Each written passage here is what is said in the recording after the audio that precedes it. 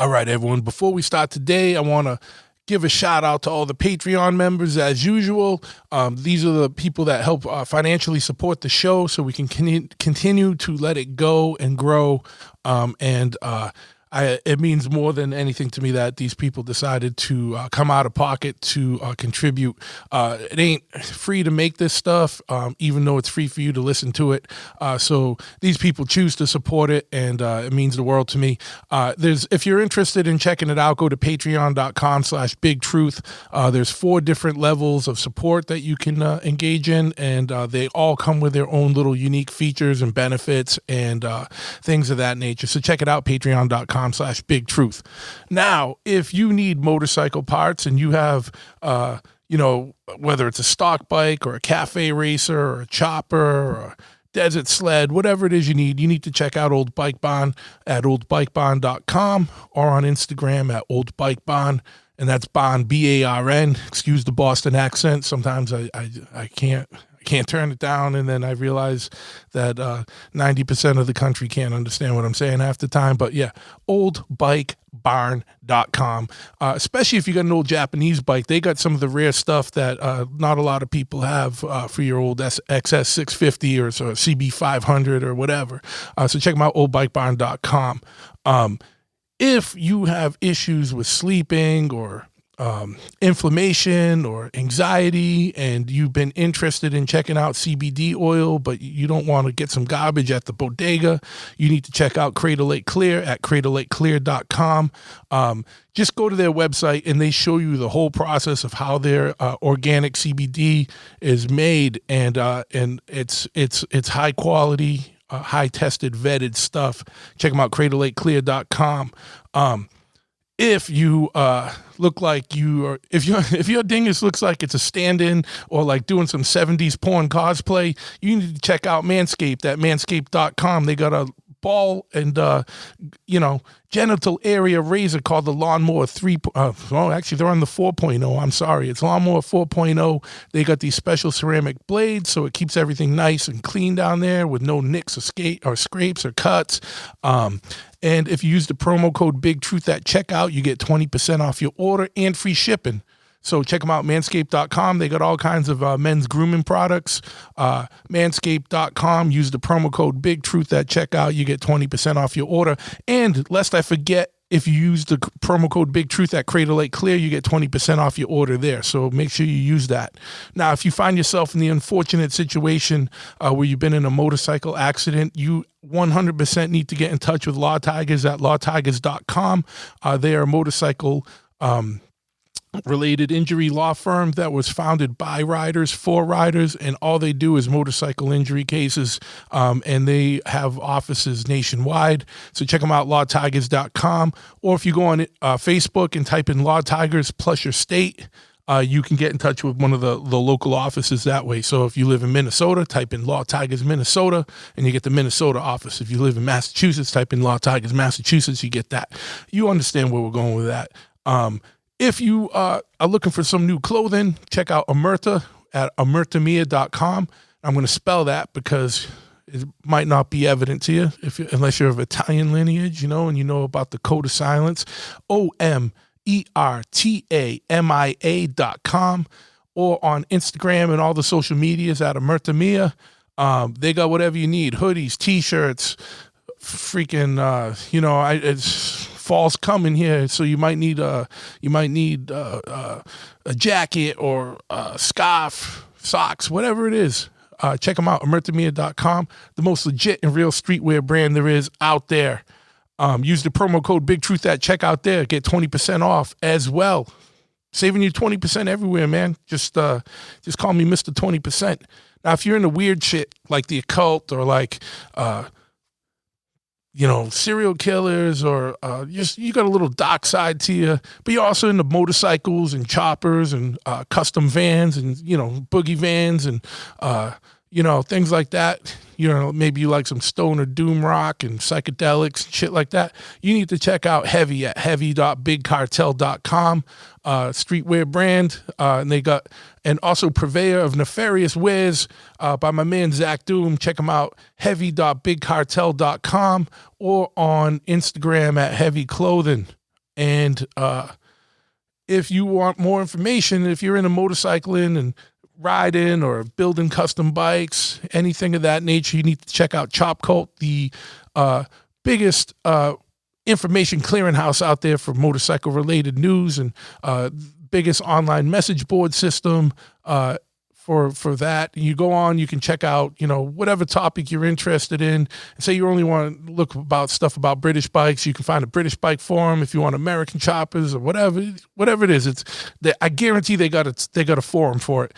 Also, they got an online swap meet where you can buy, sell, and trade pots. And they also got an events page where you can find out about motorcycle related events all across the world, broken up by state, region, wherever, date. You can find out what's happening on November 4th all across the world, right? In regards to motorcycle events. So check it out, absolutely free, chopcult.com, or on all the social medias, simply at ChopCult. Give them a follow and get connected. If you don't know, if you're into punk, hardcore metal, things like that, then you already know about Pitchfork. And if you don't, you've been under a rock, and you need to crawl out of that rock, look into the sun, let the sun rays give you some vitamins, nourish yourself, and go check out pitchforkny.com. They got all kinds of clothing. They're a record label as well. They're putting out all these special edition records. They just put out another New York hardcore compilation LP. So check them out, pitchforkny.com.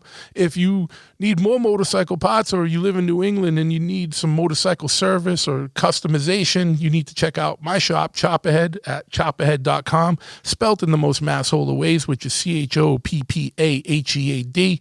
We got parts and swag and whatnot, and riding gear for sale online, helmets, whatever it is you need, gloves. We got all kinds of t-shirts, the shop shirts and whatnot. But more importantly, whatever part you need for your motorcycle, we either have it or can get it. So hit us up if you don't see it online.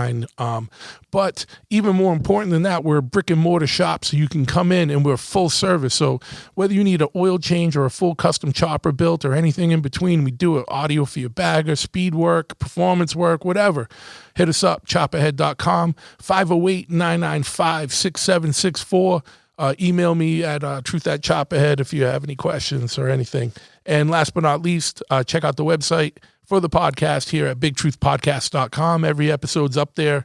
And wherever you listen to this, whether it's on iTunes or Apple or Android or Stitcher or YouTube or, Spotify, anyway this podcast is available, and it's available pretty much anywhere, please give it a like or a review or stars or whatever it is that they got on that specific system. That way we can keep this thing going on YouTube or wherever they allow it. Leave comments, get engaged, man, so we can spread this thing. And without further ado, let me stop talking here so we can get into today's episode right now.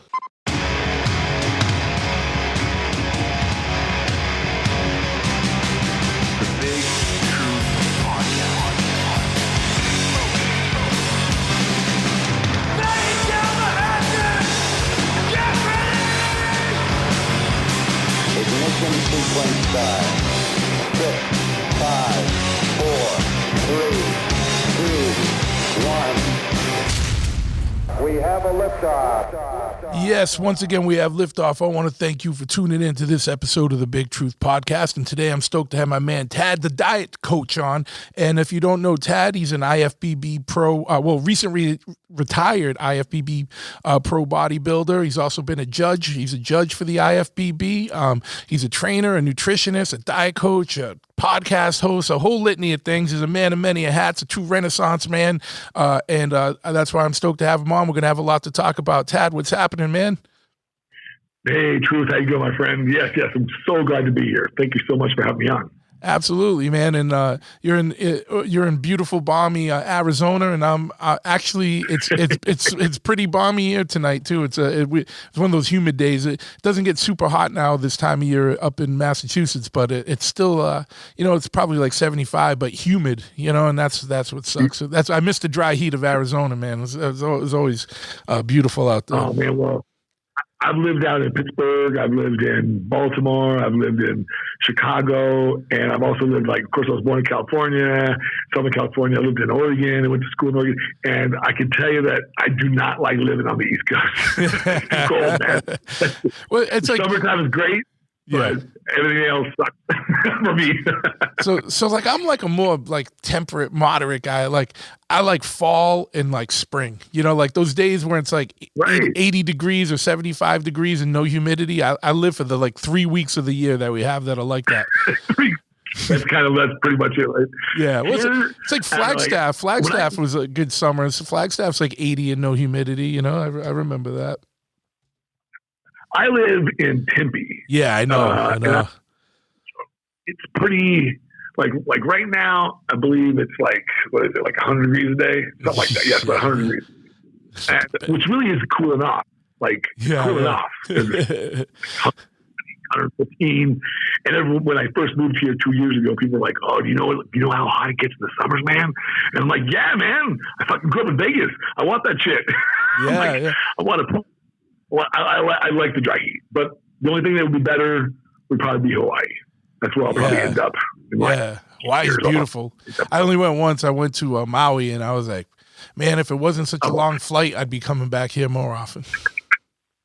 Well, I'm part Aboriginal Hawaiian, so I'm my father was Japanese and Hawaiian. Oh, okay. And so part of me really resonates whenever I go to Hawaii. That part of me, I can just feel it resonate with me with the ocean. I just want to be in the ocean. I want to be out there. I just love the island life. The people, everybody's so nice. I like the idea of the spirit of aloha, which is, most people think of aloha. I'm not sure if you know this. Most people think of aloha as a greeting, but actually it means there's a bit more of a meaning to that. My favorite meaning to aloha is what's mine is yours. That's so nice. it's really like a way to greet people. Like an island culture, traditionally, you kind of have to be friends with everybody. You kind of can't not like people. Yeah. Because that might be the only motherfucker fishing on the island, right? Catching all the fish for everybody. Be nice to him, or he might be the only guy making shoes or whatever it is. So everyone has to work together.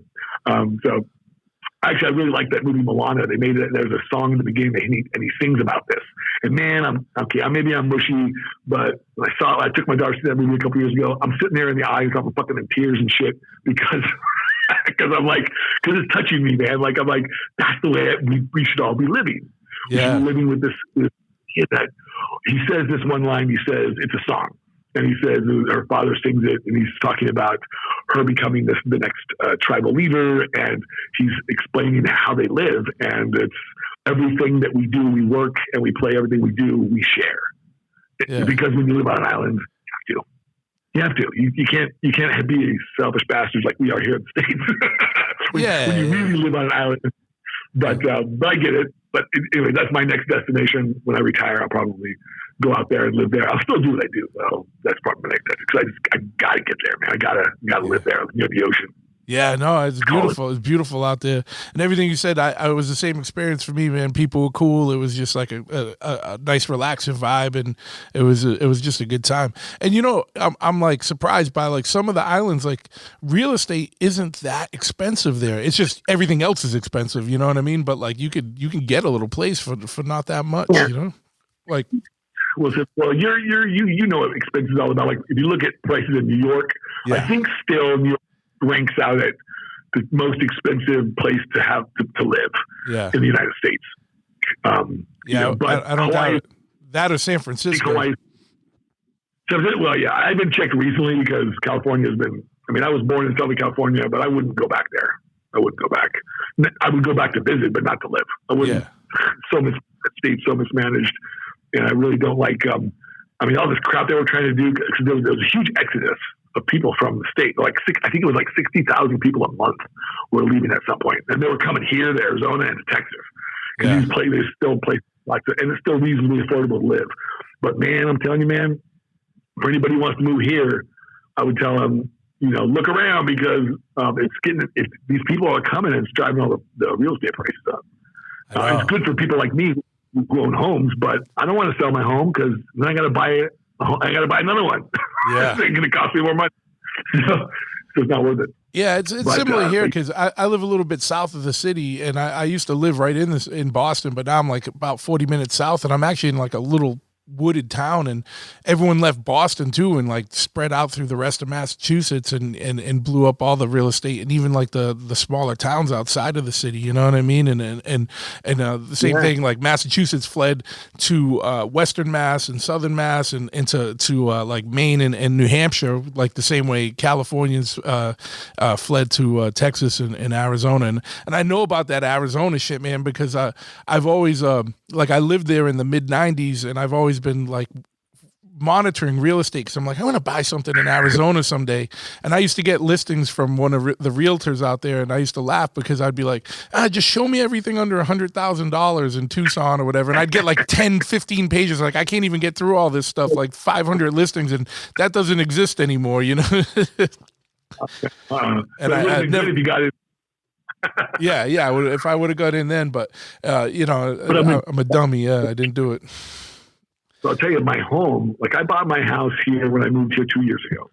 I mean, literally 23 months ago. Yeah. I bought this house in October of 2 years ago, and I did one major improvement. I put some solar panels on it, which usually increases the value by they said by 11%. Yeah. That's the average. I've gained probably easily. I've gained 200 to 225,000 in equity. Yeah, that's just crazy. from sitting on this. It's nuts. I've never seen it like that before. Yeah. I even financed once because these rates keep dropping. Yeah. So I'm like, I'm taking advantage and just, you know, and save me. I mean, right now is just really a good time to actually buy a house, in my opinion, because the mortgage rate's so low. Money's a lot less expensive to lend. So, but it's just the housing prices go up. You got you know, one demon or the other you got to face, right? Yeah, I know. Yeah. As interest rates, as real estate rates go higher, the interest rates go lower, and then it's kind of the same inverse effect when the real estate goes lower. The you know, yeah, they just kind of go opposite of each other. They do, they really do, and it has a lot to do with the inventory. So and I'm not an expert on this, but I do know that obviously when money is easier to get for people to purchase homes, then they'll purchase homes, and so that leaves inventories lower. So that's why the prices go up, because there's supply and demand. If there's less inventory and more buyers, then prices go up. Yeah. But it's right now like nutty. Yeah, I mean, my brother got he purchased another place in the Seattle area just like a couple of weeks ago, and they're doing something weird there in Washington. He said the home sellers are collecting bids till a date. They'll say, we're collecting bids till this date. Here's the asking price, but we're collecting bids this date. So what they do is they collect bids because they're getting so many. Yeah. There's so many people moving that they want to see them all, because otherwise the first good one that comes along, they don't know if they might get better offers. Oh yeah. To be able to ferret out all the deals. And my brother said, these people are fucking paying 50, 40, 50, 60 grand over asking. He said, you can't, they're buying it over like 50 grand over appraisal. Yeah. And he's like, nobody can get that with a standard mortgage, because no one's going to lend you more money than the home is worth. Yeah. And so they have to be coming just with cash and just boom, boom, boom, boom, boom, which is kind of throwing the market off. Oh no, that's what's been happening here too. My buddy just sold his house, and it was the same thing. He got 40 something grand more than asking. They waived the inspection, the home inspection, all that stuff. I'm like, that's crazy. No kidding. Like, you could inherit a house that's got some real problems if you don't watch it. Yeah. Well, you know, a lot of it's developers that are probably just going to flip them and sit on them or do whatever, or you know, just who knows.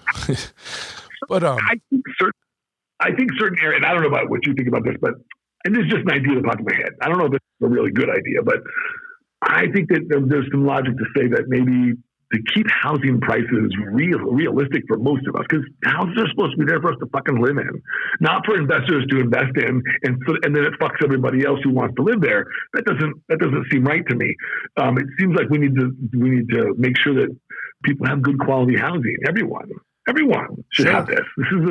This is an entitlement that we should all really, really be able to have if we're willing to work and we're willing to put our 2 cents in, so to speak.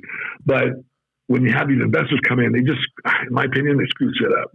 Yeah. Like, and the good thing is that they're not screwing everywhere up. They're only screwing certain parts of the country up. You know what I mean? So there's always affordable real estate out there. You might just have to go to, somewhere, that you didn't think about. I don't even live there. Yeah.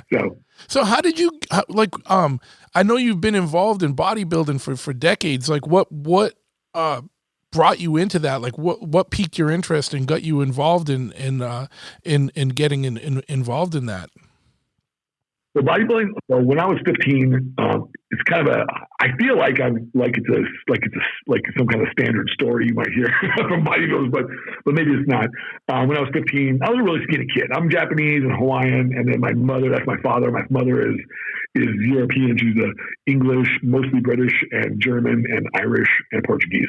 And so today I look like I'm Italian, but I'm not. Most people think when I live back east, they all think I'm Italian. But that's probably because there's a lot of Italians live back east. Yeah. When I grew up in Vegas, people thought I was Mexican because Hispanics live there. But unless I go to Hawaii, then they know I'm Hawaiian and something else. But back when I was 15, I was such a skinny kid, and I was short. I'm Asian, I'm short, skinny. Like I was 95 pounds in high school. That's what I weighed when I was like a sophomore. And I remember seeing this magazine, this Muscle Fitness and Flex magazine on the rack when I was with my grandmother or my mother buying groceries. And I'm like, holy fuck, you can get that big? Oh, that's what I'm doing. I knew right away. It was like somebody turned a fucking light bulb on in a room, and I'm like, that's what I want to do. So I picked these 2 magazines up, took them, I bought them, and I showed everybody, all my friends at school. I'm like, this is what I'm going to do. This is what I'm going to do. I'm going to be in these motherfucking magazines. And everybody but my twin brother, they all laughed at me. I was like, dude.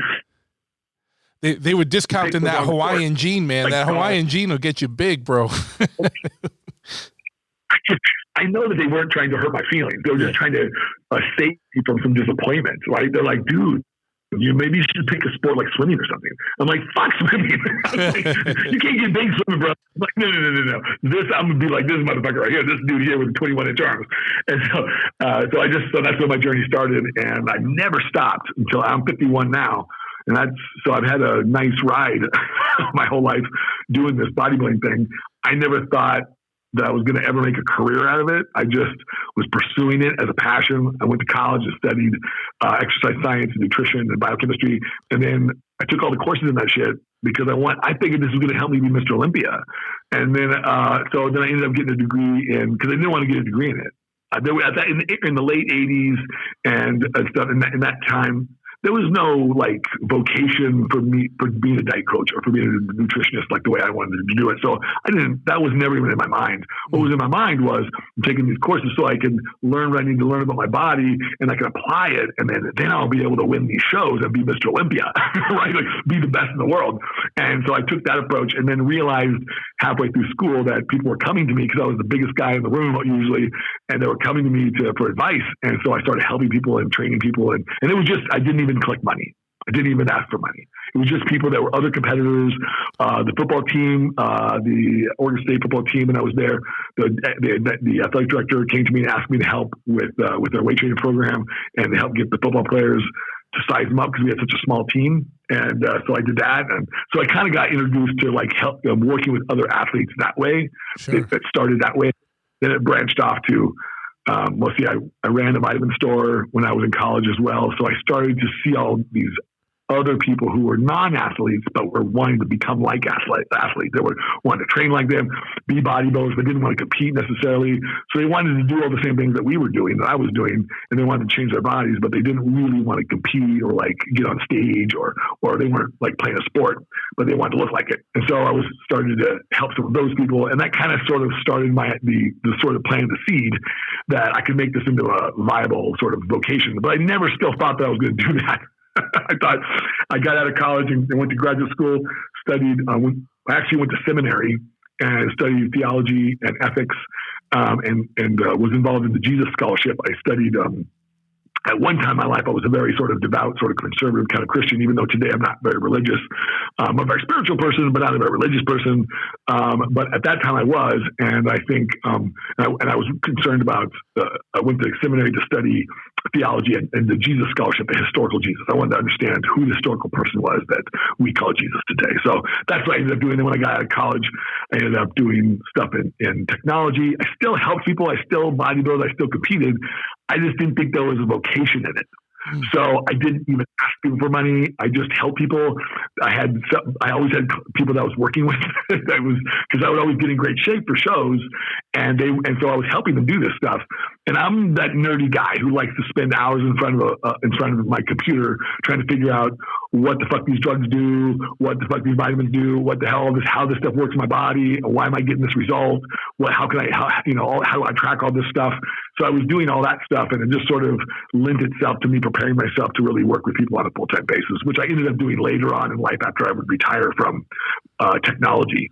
And I just, because I got to a point when I was like 30 where I said, you know what? I have been doing this part-time for all these years, and it's really what I love doing. And I don't really love working. I worked for Oracle. I didn't really love working for Oracle, and I was our top sales guy. I mean, I was our top sales guy in the 90s and selling technology to startups who, and it was like a huge boom, and it was an incredible time because I got to see how this could work virtually. Yeah. And so I developed I said, hey, I could do this shit online. I don't have to fucking be in a gym all day. I don't have to do it that way, because I didn't want to train people. I still don't like training people. Yeah. I don't really train people anymore. I'm too expensive. I'm not going to sit there for $60 an hour in a gym. Fuck that. Like, no, I'm much more expensive than that. So I don't really do that. I don't really enjoy it. Sure. So I do it only on special occasions when I have like weekend seminars where I'll bring some people in, some athletes or some clients, and then I'll work with them individually. I'll work with them in the gym. So that way, it's real functional. But I just ended up, I remember ended up walking away from my career in technology, and my wife was like, well, why don't you just wait a few years? Maybe you could probably just retire and just do whatever you want. And I'm like, nope, not going to make it that far. I fucking hate what I do. I'm just that dude. I'm that guy who, if I don't like something, I just don't do the things I don't like doing. Yeah, yeah. So, I mean, I do the things I have to do sometimes, but when it comes to things like my career, like I go to the gym because I like working out. I have this job, this career that I have that created, carved out of nothing because I wanted it this way. I don't like to be on a schedule. I don't like to wake up early. I don't like to, I want to go train when I want to train. And I think that all of our lives should be architected in a way that makes sense to us. So that's why bodybuilding was so much more than a career, so much more than an impetus for me to want to change my body or to have self-esteem. It was so much more than that, although it did those things too. But it was so much more because it helped me evolve as a person to gain control over my life from a career standpoint, from a physical standpoint, and also from an emotional standpoint, because it led me into doing all these other things that I do, which all have to do with well-being. So today I would classify myself as focusing more on well-being, health through well-being, which to me means it's more than just nutrition. It's more than just activity. It's more than just what I do with my body. It's also how I connect with my inner being, how connected am I to my spirit, to that piece of me that's larger than who I look like from the physical. It's bigger than that. Like, unless because I believe, like most people, that I'm more than my body. And so if I'm more than my body, then what am I, right? Like, and I know that this bigger, larger part of me, I can't see it. I can only feel it. But it's important to my well-being, to how I get along in this life, how fulfilled I am, how satisfied I am with my life process and experiences, and that all has to do with me taking care of that aspect of myself as well. I have to take care of my body, I have to take care of my mind, and I have to take care of my spirit. Not from a religious perspective, but just from a personal perspective. Personally, I believe that to feel whole and healthy. And I just wrote an article about this, True Health. True health is a combination of mind, body, and spirit. It's not just a physically healthy body. That's one level of health, but it's not complete health. I know lots of people who are very healthy physically, but are miserable. And that's not health. Sure. It was not healthy. I mean, your body works great, but why? But you're always depressed, or you're sad, or you're angry, or you're pessimistic about life, or you don't want to be here. There's all these other levels or aspects to ourself that I think bodybuilding was the impetus for me to develop, for me to understand them more completely. So like a lot of times in most of my programs that I offer, they're a very well-rounded approach. So I don't take the same approach that other coaches do in the industry, whether I'm prepping an athlete for a show, or whether I'm just helping somebody lose body fat, or whether I'm helping somebody, change their physique to something that they want to see in the mirror. Whatever it is that we're doing, I take this full mind-body approach, because I found over the years that if I just work off the body, then I got a success rate of about 70%. But if I work off of mind and body and spirit, my rate of success goes all the way to like in the 90s. Yeah. So that's why I focus on. And again, the caveat is that I'm not the one doing it. I'm just the one sweeping the dirt away off the path. The person who I'm working with has to do the work. They have to be on board with it. They have to see the connection between mind, body, spirit. If they don't, it doesn't matter it's like, you got to believe in what you're doing. Yeah. If I'm asking them to do some meditation, or if I'm asking them to do some kind of journaling exercise, man, if you're not bought into this shit, then it's not going to help you. You can't just walk through the motions on this. Yeah. But if you really want transformation, if you really, really want to change, then if you take all this stuff seriously, then you'll start to see how it's all interconnected. I did. It took me years to do it. It took me years to figure out how all these connections, why they made sense to me and why they were impacting my life. And I've been very fortunate and blessed to be incredibly successful in my career, and to still be able to generate success even today after I've been retired from competing about 5 or 6 years now. And again, like, I would still love to compete, but I've done my fair share of competing. And besides that, as a competitive bodybuilder, I'm going to be perfectly honest. There's a set number of years that are really ideal to do this. Yeah. After that, you're just not the bodybuilder. And I didn't want to be that guy on stage who's tired looking and fucking no, I want to go out. I want the last show that I do to be my best one. Sure. Not just the best I do. Yeah. So that was just me. That's not everybody. That was just me. So I did that, and I retired, and I was happy with that. But now I focus most of my energy on my athletes and my clients, and I do go out and judge pro shows and pro-ams and stuff, and that's very fun. I go to the Olympia, and I work that every year as well.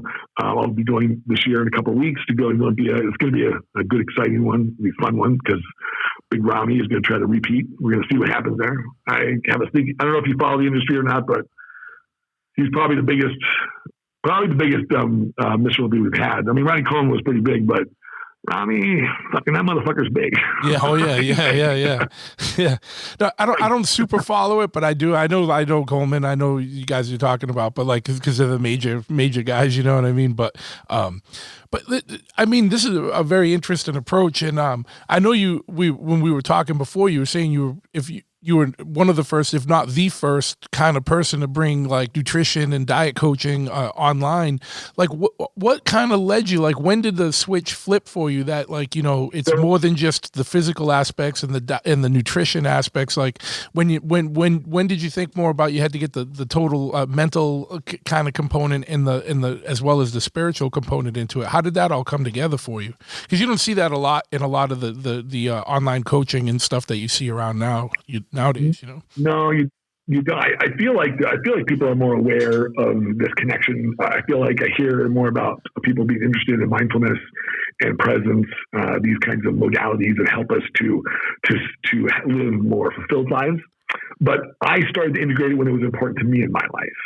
So because I was so intimately tied into the religious aspects of my life early on in my life, I studied world religions. I studied all these things because I was trying to answer my own questions personally about my own spirituality and my own religion. And what I was coming to was that this is who we are. Like, we are spiritual creatures. We are loving, caring creatures. And when we don't feel loving and we don't feel cared for, and when we don't feel the way then we feel off. when somebody doesn't feel good, what do? They seek to feel good. We don't ever seek to feel bad.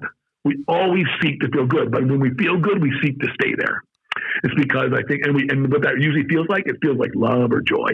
And so that's why I say we're joyful, loving creatures by nature. This is our natural state of being. And so the only way that I've seen in my life to be able to truly capture that in its fullest expression is for me to connect together all the spheres of my life, mind, body, and spirit. Even if I leave out just one of those aspects, then I'll suffer somewhere else. I'll suffer if I don't, for instance, if I don't support the mind, then I'm not educating myself. I'm not furthering what I'm doing and what I know and my knowledge. And you and I both know that, especially in this sport, in this day and age, knowledge is turning over at a record pace. So the shit that we thought was right 2 years ago might not be now, or the things that we think are good might not be tomorrow. And we got to keep up with that. Nothing stays static. If there's one thing I know about life is that one, we're all born to die, and two, change is fucking inevitable. Yeah, no, it's true. You better shake hands with both those ideas. That's why I don't get upset about people who die. I'm sad that I can't interact with them anymore, but I'm not sad that they transitioned, because I don't believe they went anywhere. But that's another story. But I did feel like after my career in corporate America, that what I really wanted was control over my career and my life process. And so I just had to go into business for myself. I've always been an entrepreneurial person. So building my own business was just the next natural step, and working in technology, and helping those companies go to the internet. I was selling I was selling application licenses for Oracle to companies like Amazon and eBay, and I was like Starbucks, and before anybody knew who these fucking companies were. I remember thinking, guys, I'm like, well, first of all, I was completely wrong about one thing. I remember talking to people at Amazon. I'm like, you don't fucking why do you want to spend all this money? You're going to spend 7 figures on licenses for Oracle licenses, and they're just going to sell fucking books. And I'm like, really? I don't see how you're going to, I don't see how your business plan is going to work just selling books. Well, I was fucking wrong. Those motherfuckers sold the shit out of that shit, and they started selling everything, and they had a bigger strategy in place. But what it showed me was that there is an audience out there, and this is a wonderful medium to be able to reach that audience. I don't have to pay these these fees. Like before you had to either advertise in magazines or advertise on TV, and that was incredibly expensive. Sure. Now kids today don't even know this shit, because it's not applicable anymore. Nobody pays for commercials anymore that much, except for big corporations. And of course, everything is internet driven these days, and mostly social media driven. That's where everyone's hanging out. They're all hanging out on fucking Twitter and Facebook and Instagram and TikTok and all this shit. Well, and that's great, but it changes the landscape of how you how you focus your business. And it just to me, it was a beautiful thing, because it's like, okay, now I don't need $100,000 to start a business. I can start with almost nothing. All I got to do is put my own sweat equity into it. And that's what I did. It helped that I competed. And I'll tell you what else helped. It helped that I fucking loved this shit. That I would do it even if I didn't get paid. So like, it was not a sacrifice to me. It was just what I knew I should be doing. And I just knew that the reward would be there. I didn't have to try to, like, I don't even, I like to say, people think I'm fucking crazy, but I don't even hardly look at my bank account, because I just like to focus on the stuff that I'm doing. I don't like to I'm not the guy who's counting his pennies. I'm a big saver, but I don't like to focus on, if I could do this whole thing without money, I would. Yeah. I get it. If I could do it all, it's just that we need money to like live and shit. Sure. Yeah, absolutely.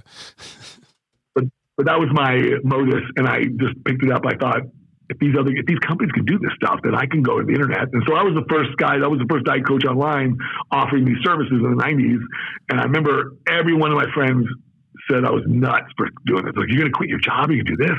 I'm like, yeah, man, this is what I want to do. Like, it's going to work.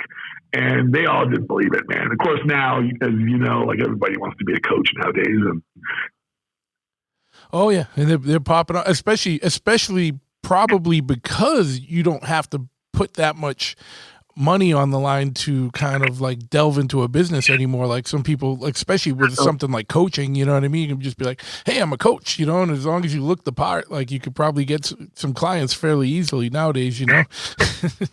As long as, I mean, the proof is always in the pudding. So it's always in in my opinion, the coach is as good as their outcomes. So if the outcomes are there, then great. But you know, after a little bit, like it's easy to spot the bullshitters. I can spot them out because, you know, everybody wants to coach, but you got to know what you're looking for. So like people ask me this question. They ask me that, well, how do you find a good coach? Well, here's what you do. You actually have to talk to people. Sorry, folks, you can't just text them. You can't just email them. You actually got to talk to them. And the reason why is because most people, well, there's a lot of nonverbal cues that we give off. And you need to be able to talk to somebody because that's the main way that I communicate with my athletes and my clients is that I like talking to them so that I can ask questions. I can figure out what issues are going on. And I can fix them, change diet, change activity, change something in the program that's going to help us get further us along the pathway to our goals. And the only way for me to really, really, really, really do that effectively is to be able to sit and have a dynamic conversation with somebody, not a goddamn text conversation that I can only get 1/3 of the answers from. Because people don't text the way they speak. They don't give you as much details. It's because you can't when you're typing shit. It's harder to do that. Some people do, but it's not my preferred method because I don't like to spend all my time on my phone.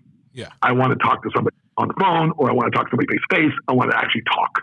I feel like I can get more done quicker, and I don't have time to do other ways that you know sort of that wastes a lot of time. So I can only deal with like 10 people instead of I can deal with like 30. Yeah. So that's why I like to do it that way. But I remember people thought I was kind of nuts, but it worked out. It worked out real well. But I do say that the best way to find a good coach is one, ask about experience. So I believe in the 10,000 hour rule. That there's some psychologists. I think Robert Greene's written about this, as well as who else? Gosh, he's my other favorite. Anyways, there's a book called Outliers, and I can't remember the author's name. Anyways, great book, and he talks about what it takes to be an outlier. So there's the outliers in society, the people on the fringes, the people who are highly successful, and the people who are really getting things.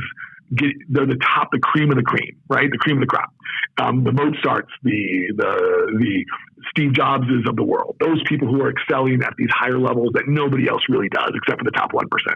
And how are their characteristics? And there seems to be a few. It seems by his measure, and one of them is that it takes about 10,000 hours of experience to be able to master your field well enough to be able to really start creating the really, really good stuff, like Mozart stuff. Like people think Mozart or like say Einstein.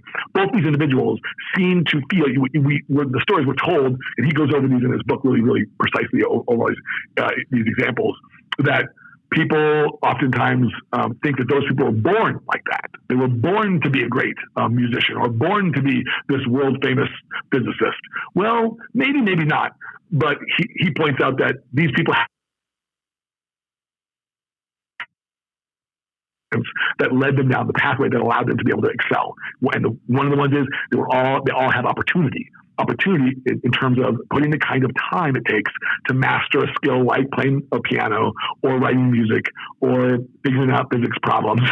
It takes about 10,000 hours of work before people start creating and doing really, really good stuff. And he goes over their life, and it points out that, look, by the time you don't even hear about anything from Einstein, for instance, until he's in his mid to late 20s.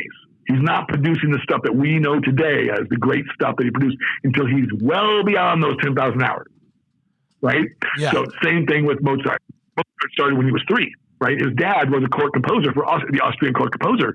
So his dad was already doing this work. So he was revising it, because you'll read stuff about Mozart that says he was writing symphonies when he was like 6. Technically, he wasn't. He was revising his father's. Okay, but still, but able to do this at fucking 6 and 7 years old. But the reason why is because he's collecting hours of this work at the age of 3 to 6. And then he's continuing on through his 20s and obviously his whole life. And by the time he gets to be like 23, 24, 25, his dude's got 20, 30,000 hours. He's crushing it. Yeah. And so, yes, he's like a prodigy. But really, he's probably got proclivities for it. But really, it's the opportunity and it's the ability to put that time in on it. Bill Gates, the same thing. You look at what he was doing when he was trying to go to school, and when he was in high school, he got special access to one of only 2 goddamn supercomputers in the fucking United States. Who gets that privilege? Yeah. He did. And he got it for 4 years when he was in high school. By the time he graduated from high school, when he was 17 or so, he had more computer experience putting down code down than the professors, than the best professors in computer science in our country at the time. So he was at 17. He was already doing stuff that they didn't know how to do because he was just putting the time in. He got free. You had to pay for that time. Or the professors had to pay money to like actually rent that computer time because there was only 2 supercomputers in the whole United States at the time that could do this work. And he happened to live near them, and he happened to get special dispensation and from the school. And they said, yeah, whenever it's free, you can use it. So every day after school, he's in there plugging away on this shit. So that's why Bill Gates became Bill Gates. Yeah. That's just part of the reason. I mean, there's lots of sure, other yeah. But it's just 10,000 hours. And I looked at my schedule, and when I read that book, I couldn't help it. So I did my own math. So, and this was 2 years ago to these numbers. So I haven't really done the math, but as of 2 years ago, I had 67,000 hours in this game. And there's a difference between somebody who coaches somebody who has 67,000 hours and somebody who has a couple of thousand hours. Yeah. And what counts doing this work. And I'm not a big fan of I'm a big fan of education and stuff, but I'm not a big fan that I think it's the end and all means. I think that the real stuff, the best people doing the best work in the world, whether it be coaching, whether it be musicians, are people who've been doing it for a long time. Yeah. No, and I agree. Cause like school can teach you like a foundation, but you're not going to learn it till you get your hands dirty and in it, you know? And that's with like probably anything really, you know? I mean, like how competent or comfortable are you about the mechanic who's just started? Maybe they know how to do everything with a car, right? Like you can go to school, you can learn how to do all this stuff, and they can fix the stuff, but they don't have enough experience yet. They haven't encountered problems that you talk to a mechanic who's done it for 40 years, and he can look at something and go, "Oh yeah, that's a problem right there." Yeah. You know, and he cuts down all that bullshit time that you have to waste trying to fuck around with the new guy who's like, hey, he's never encountered this problem before. So he's like, I got to figure it out. He can figure it out, but now you wasted 2 weeks. Yeah. and only to help him learn. And I say, well, you know, it's okay. People can do that with their coaching if they want, but I wouldn't want to pay someone to learn on me. Sure. I wouldn't want to do that. So that's why so the best way I think is look at experience. And then of course talk to the person to make sure that you can, you know, get along with them, that the kind of communication that they're giving, that they're offering is something that resonates with the person, because not everybody, I'm not for everybody. I'm not that guy. I'll get somebody that says, hey man, I need you to be really hard on me because otherwise I don't follow my plan. And I say, you're not the right guy for me. I'm not going to do that. I'm not going to berate you because you can't fucking get off your ass and eat your fucking meals and go to the fucking gym when you need to. That's not my job. My job is to give you the expertise. My job is to help you acquire the outcomes. But I'm not here to be the guy to nag you like a fucking wife or a ball and chain or something. That's no, that's not like that's and besides, I would tell the person, you don't want me to be like that because I know you will fucking hate me. Yeah. You talk about the squeaky. You don't want to be in drill sergeant mode. Yeah. I'm like, I will be relentless on your ass and you will not like me. And I don't want to be that guy. Yeah, I'd rather encourage you. I'd rather look at why, and this is why I take this 3-tier approach. I'd rather look at why you're doing the behaviors you're doing, get to the root of it, become aware of it, and then implement things that can help you change. And that comes from the kind of process I have. If you just have a coach that just gives you a diet, just gives you those kinds of things, that you just want the nuts and bolts, which that's what most people do, 99%, then that's fine. And that'll work if you don't have any issues. But what if you got issues?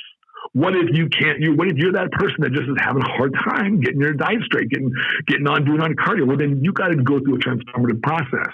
And I figured this out several years ago that the reason why my percentage of success rate goes up so dramatically when I take this new approach is because I'm attacking those problems.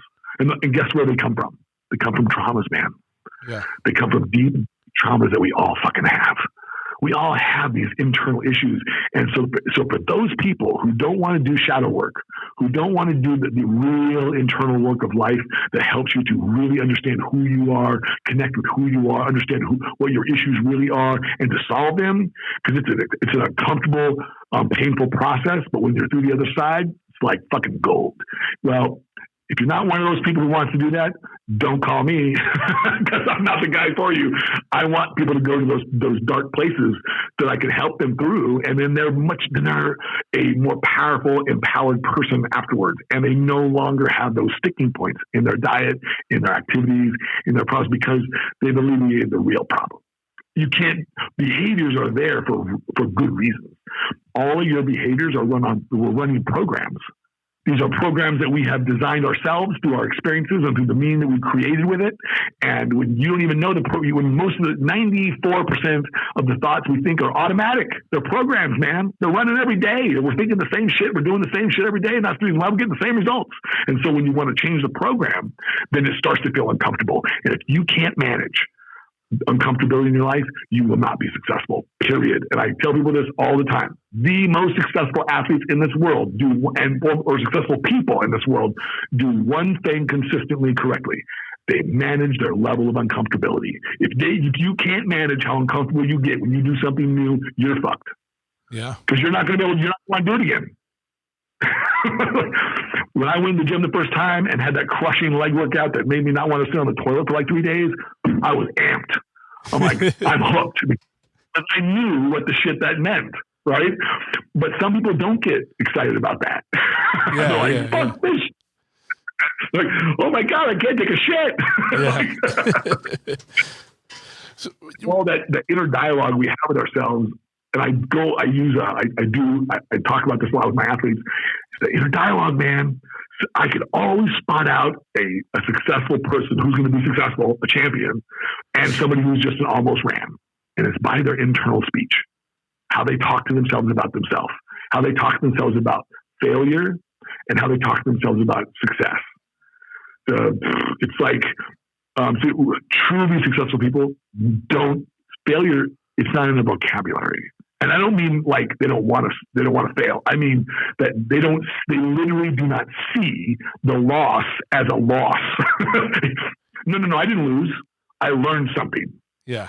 That's what you'll hear from them. No, we might have lost that game, but I didn't lose. No. I'm not done playing yet. Catch me at the next game. Because that motherfucker is going to take what he learned on that game, and he's going to apply it in practice, and he's going to come back, and he's going to be a little bit better. I'll tell you who I love listening to, and it is a crying shame the man is dead, is Kobe Bryant. Because that dude understood this in spades. And that's why he was always the hardest working motherfucker out there, man. And I just heard an interview with some basketball player. I don't even follow basketball. I don't like basketball that much. I mean, I like the players because I like excellence in any form. But I remember he was another pro player, and he's like, I guess he was a rookie. He was talking about his experience with Kobe. And he's like, yeah, I get this. He gets there, and he says, the deal was I got to get up early to be at the breakfast table so I can get to practice and be out there and be like, somebody who's like really hustling, right? Showing I'm going to be one of the next great players. And he says, I get there like 4 o'clock in the morning, and Kobe's already at the table eating. He said, dude's already got a full on sweat. He's already worked out. He's already done everything. He's like, I'm just getting up, getting breakfast. It was 4 o'clock in the morning. He's like, this motherfucker was not going to let anybody outwork him. I was like, damn, that's the way to do it. It's because I think I heard him say once, I set my bar higher than anybody else, and that's why I excel. And I believe that to be true. It's the expectations we hold to ourselves that are more important than anything else. Because if it's okay for you to let this slide, or to skip 15 minutes on the cardio, or to not push yourself forward, that's all on you, man. Like that's on us. That's our job to like say, no, this isn't good enough. It's based on the level of expectation that we have for our own self and for our outcomes. So people can want great outcomes, but I would tell them, okay, so here's how you show you want it. Is in those times where you have to make a choice to make your life easier or to make it harder. You choose the harder because the harder gets you to your goal faster. That's what you got to do. That's a hard one, man. That's hard for some people. I understand why. But guys like Kobe, guys like Michael Jordan, these guys don't have a fucking problem with this shit. They don't have a problem. I also watch, you know who David Goggins is, right? Oh, yeah. He's an animal. Man, I just listen. An animal, right? He's fucking incredible, but I wouldn't tell people to copy his training style. The guy's nuts. I mean, the guy's really, he's really out there, but he gets it. He's got very similar kinds of proclivities. But I loved one time he was talking about, because he likes to do the running thing. And he was talking about, sometimes man, I don't feel like it either. He says, sometimes, many mornings, I get up at 4 o'clock whenever he gets up, and he says, and I sit there, I put my run, as I'm lacing up my running shoes, he says, I sit there and I stare at it for like 20 minutes. Yeah. I don't want to move. I'll fucking just sit there. He says, but then I go, I got to be the hardest motherfucker around, right? That's what he says. I got to be nope. Then he just gets up and goes, does it. And the way I put it to my athletes is, here's the secret to always get your shit done. Don't think, just do. Don't think. The second you start thinking, what you're really trying to do is you're trying to come up with an argument to give yourself the license to go do the shit that you know is not going to help you. Like staying in bed, like not doing your card, like eating something else that you're not supposed to be eating. Like, no, you don't think. You disengage your brain so that your brain doesn't work against you. Your brain is going to try to keep you the same. It's going to try to keep you in comfort and ease. Well, comfort and ease keeps our bodies the same. It keeps our lives the same. It's discomfort and it's uncomfortability and pain and challenge that actually makes us excel and improve and evolve and adapt. Well, you can't do that if you're comfortable. Yeah. Sorry. So champions know this, and people who understand succeeding, they understand that it takes a great deal of discomfort, that you have to be able to manage that process. And if you can't, then you're screwed. Yeah. No, that's all interesting stuff, man, for sure. And it's, I think probably a hard thing too is, like you said, a lot of stuff is programmed into you. So it's like even acknowledging or knowing that your brain is kicking in and just making the easy decision for you, and like being able to stop that in the moment so that you do the right thing, or not the right thing, but the thing that gets you to your goal. Like I'm sure that can be a hard thing to overcome for a lot of people. It can be, but it's not as hard as they think, to be honest. Yeah. It's only hard because we believe it's hard. Yeah. So belief is a very powerful thing. Like an example I use is like, okay, so you ever seen those flea circuses? Seen what? Like, talking about a flea circus? Those. Oh, yeah. They train these fleas, right? Yeah. This is real thing. This is real shit. You do this. Like they take these fleas and you put them in a jar, and you close the jar. You poke a couple holes in so they have air, and you close the jar lid so they can't get out. And you'll hear them. Fleas can jump like a foot or two. Okay, big fucking little springs on them, and you can hear them ding, ding, ding. They're hitting the top of the lid. But after about an hour or so, you'll hear ding, ding, ding, and then soon later you stop hearing it. They stop because they jump and they hit it and it hurts. And after a while they figure it out and they jump just high enough so they don't hit their head on the lid. And at that point, you can unscrew that lid, take it off, and just leave it open. Doesn't matter anymore. They're never going to get out because they believe there's a lid. They believe there's a ceiling. And so they never jump beyond it. And they train them so that way they can keep them in these little circuses and they train them. But we're the same way. If you believe there's a ceiling to your life, you'll jump just high enough to where you get right under it, because that's your ceiling. So the question I'm always asking is, where's my ceiling? Where's my limits? Do I want to have limits? I don't want to have limits. I don't want to have any limits. I want to allow the universe to give me exactly what I desire. I just got to give it an opportunity to do it. So that's just my personal.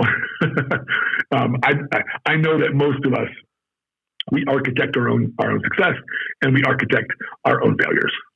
The people who really understand what I'm talking about, know that they got to, in order to be truly successful in life, in order to really, really achieve the things that we really want, you're going to have to own all your shit. Got to own it all. Got to own the good stuff and the bad stuff. That means when I cheat on my diet, I got to own that shit because I cheated. There's no excuses. This is the reason why. Yeah, there's always good reasons why. But the bottom line, I didn't do it because I didn't do it. Because I chose not to. I chose something else. So I can't complain about the results. But we always do. Yeah. It seems like now your clientele, like, is it a pretty diverse range of, is it like athletes and also kind of like lay people like that aren't like competing athletes? Like, is it? I have all kinds. So like I do have quite a few athletes because that's where the industry I come out of. But, 60% of my clientele is probably women, 60 to 70%, 40%, 40 to 35 to 40% is probably men. So I have a lot of normal clientele. I have a lot of, and I have of course I have quite a few athletes in all different kinds of sports as well. Yeah. But predominantly the fitness arena. I've also worked with like fitness models and people of that nature to look good for photo shoots and stuff like that. That's always fun. The most fun people are the transformation people. To be honest, they're the most fun. The reason why is because you really get to see the impact that you have on a person's life.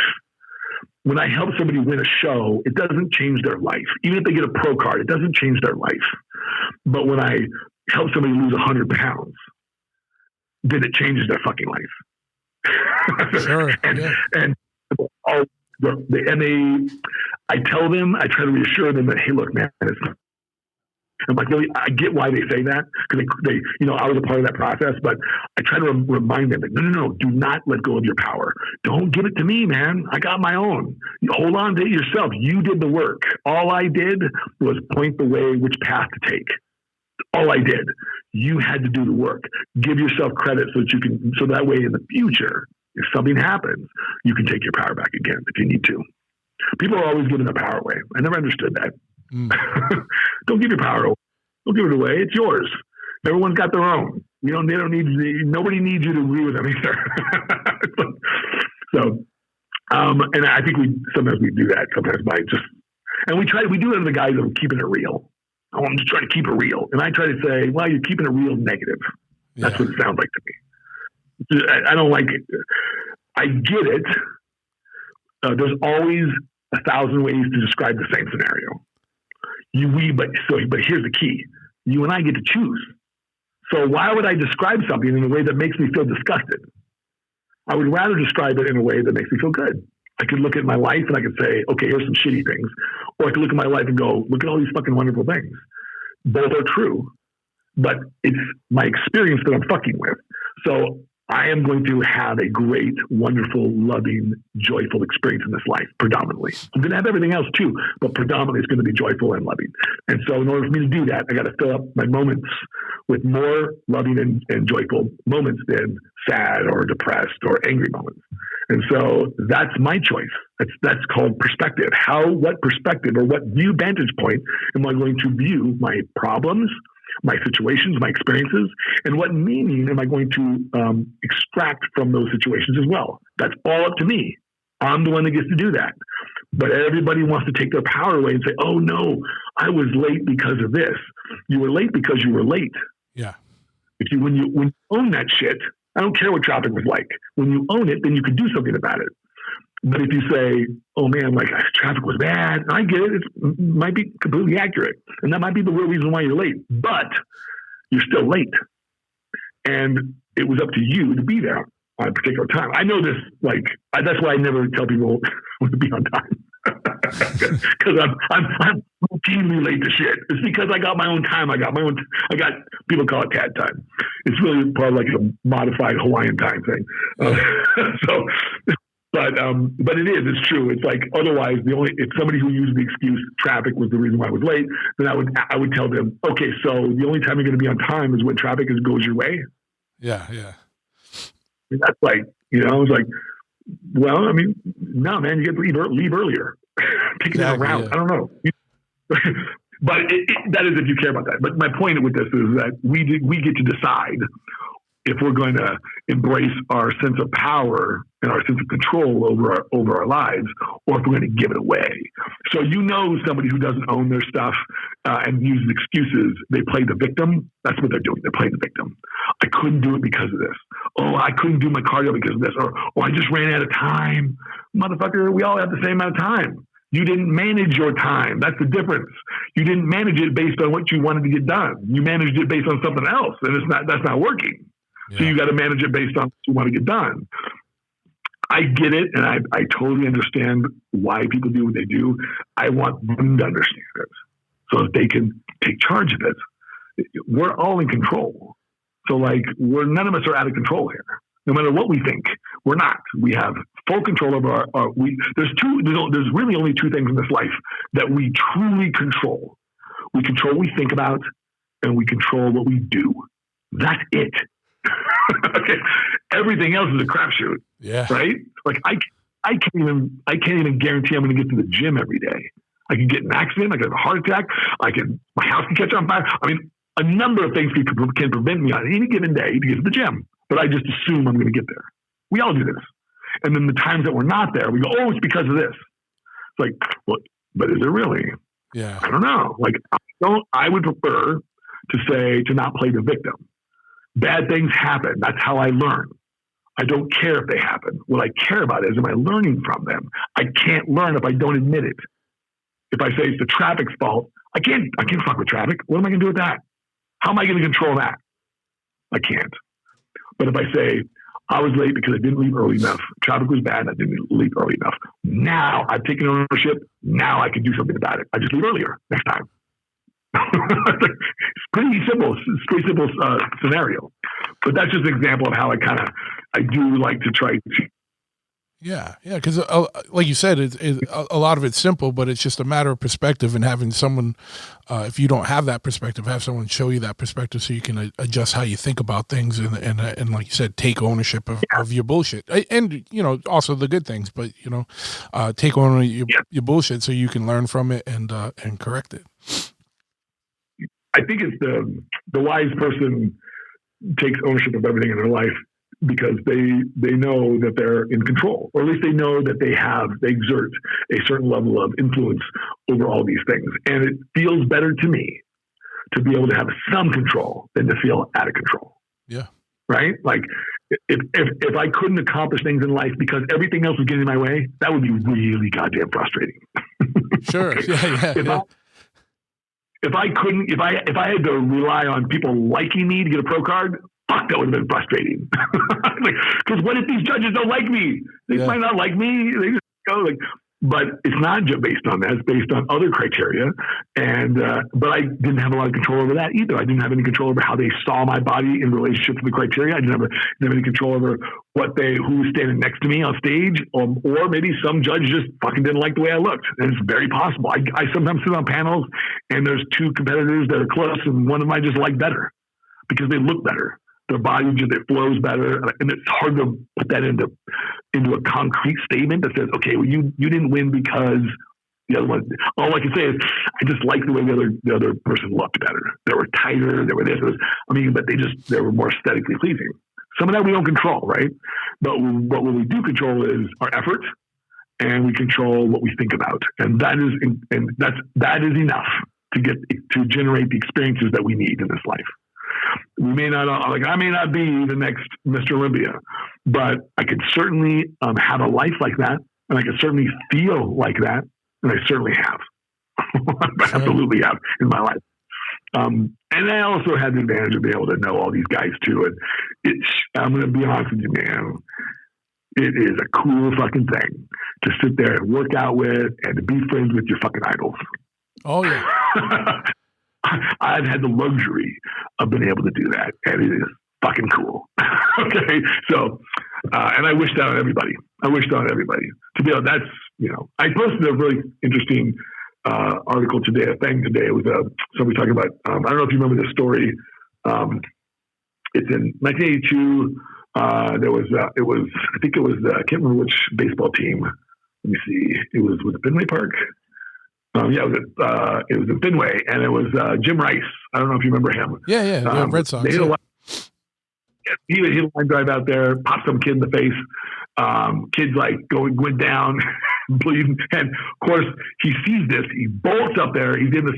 I don't think he was the one on. He was actually in the dugout. I think he bolts up there. He grabs his kid and gets him down on the grass. And their medical team from the players' medical people came over and started to help the kid because he got hit in the face with this fucking baseball. And of course, the doctors came. The ambulance came. They took him away within 30 minutes. But they said that the doctor said if he hadn't have done that, this kid would have died. Wow. Would have fucking died. It was because he got this quick care right away. And I'm like, I posted this because I said, this is what the real sports heroes do. It's more than just like being great at a sport. It's being a great fucking human being. Like, I don't think we exalt that enough in our culture. Like, it's wonderful. We cite examples, but I'm really trying to help people be great human beings, not just great athletes, not just great people, but I mean, not just look great and be great athletes, but really great human beings. I can't ask people to do acts like this, but I think it's a natural occurrence when you have compassion and you feel the joy and fulfillment in your own life. You naturally want others to feel it too. It's a part of the deal. Like when you find something truly exciting, what do you want to do? You want to go tell as many motherfuckers about it as you can because you're excited about it. Even if they don't care, you still want to tell them. So I think sharing our joy, sharing some of these things is an important part of being a good person, if you will. Yeah. But this was just a cool story that I thought I posted up, and I got a nice picture of him carrying this kid. I would have been, if I was that kid's father, I would have been fucking, I don't know if I would have been like, holy fuck. Like, what the fuck just happened? Like, kid gets hit with a baseball. But I guess it happens at some of those baseball games. Oh, yeah. I mean, it's about, and everyone's there trying to catch the balls. I'm not saying that kid was, you know what I mean? But, everyone's trying to catch them. That type of shit's going to happen sooner or later, surprised it doesn't happen more, than we hear about. But, one thing you said that was interesting, though, is when you said, it's pretty cool to be able to kind of, work out with your idols or things like that. I mean, that's also another measure of success that you made it. Like, you're a master in your trade. Like, the 10,000 hours is definitely a thing. But like another way to gauge success is like I've heard this before is that when your idols become your peers, you know what I mean? And then and you might not even realize it, and you might get imposter syndrome and be like, should I even be here? But like at some point, like when you find yourself that your peers are the people that you once looked up to, then you've kind of became, more of a, not saying a master, but a master in your, whatever it is that you're doing. Yeah. Did you ask a question? I'm sorry. Did I miss it? Oh, no. I was just kind of like saying it was like, it was just kind of like, because earlier on we were talking about like, how do you know if someone's like good at what they do or like finding a good coach, and you talking about the 10,000 hours and all the stuff, that effort that goes into it. But I was saying another way to know that you've made it or like you're successful at what you do is like if you said if your peers, if the people that were your idols now are your peers, you know what I mean? Like, absolutely, 100%. You just find yourself, I think, you find yourself in these circles of expertise, I'll call it, whatever field you're in, whether it be sports or whether it be an industry or it doesn't matter. When you start focusing on being an expert, start to really, really hone your craft and really be as good as you can be, and you're focused on that, you just naturally start to collect circles of people. You start being in circles of individuals that are like this. Yeah. It's almost impossible to stop. And you just don't tolerate the people who just fill your life with bullshit. The people who underperform, underachieve. And it's not because they're horrible people. No. They're wonderful people. But they're not in alignment with where you're going. It's like getting on a bus. Like I'm on the blue bus going here, going there. And if you got to be going where I'm going to get on this bus. Because I'm not on the red bus. I'm on the blue bus or the green, whatever it is. Yeah. So if you're on this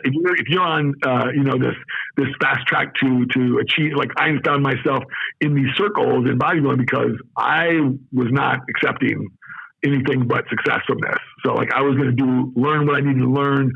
I always wanted to be around people that I could learn from, that I could see how they're doing it. I could see how because obviously they're doing it right. they're doing something right. Sure. So anytime I can glean information, and most of the time, we do almost everything through emulation. So much of our life is we learn through, emulating others. And so I think that's an important part of this process, that you just naturally find yourself in those circles. And if you don't, if for some reason you're involved in circles that really are their goals are far below where you really want to go in life, then it's my recommendation that people say, okay, you might want to limit your time with those people.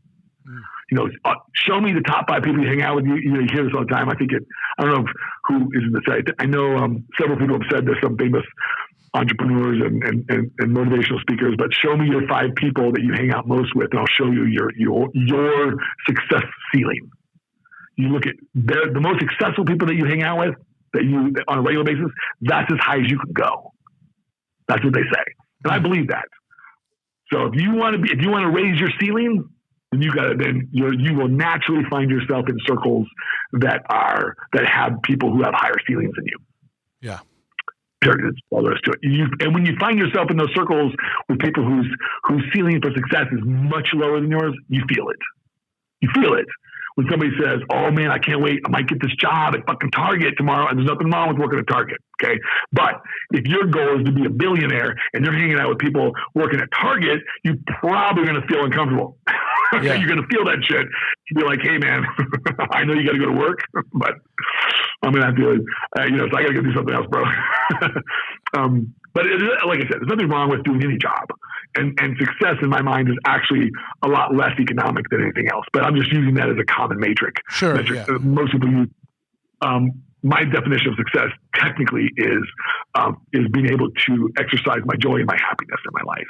So when I feel the joy of my life, when I can, and the happiness in my life, this is how I think of success. When I can do this, because I want something. Success to me means something that's more permanent in nature and not so temporary. Feelings are temporary. This life is temporary, but there's some things that are beyond that for me, and those are things like connection. I really believe that we're all truly connected, but we don't always feel that way. And so we feel a disconnection, and it's because this is the state that we live in. We separate ourselves from one another and from things. We do it for the best intentions sometimes, and sometimes we do it because it's the way that we've been enculturated in our life to live, that we have to something. But really, we're not really like. Did you ever see that movie Alpha? With the boy and his dog, and it's about this prehistoric story about how we sort of domesticated dogs. It's really sort of speaking to that. It came out a couple of years ago. Yeah. Great movie, by the way.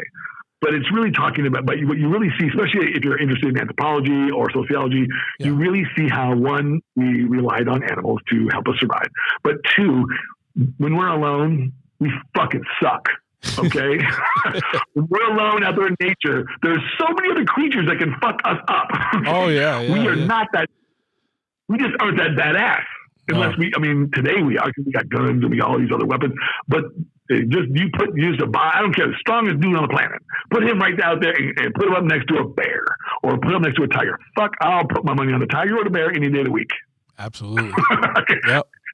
So, and they don't got any special intellect. They don't have any special skills other than their natural born weapons, claws and teeth, but powerful, right? So we are not that powerful, but because of our intellect, because of these other things, we have become the dominant species.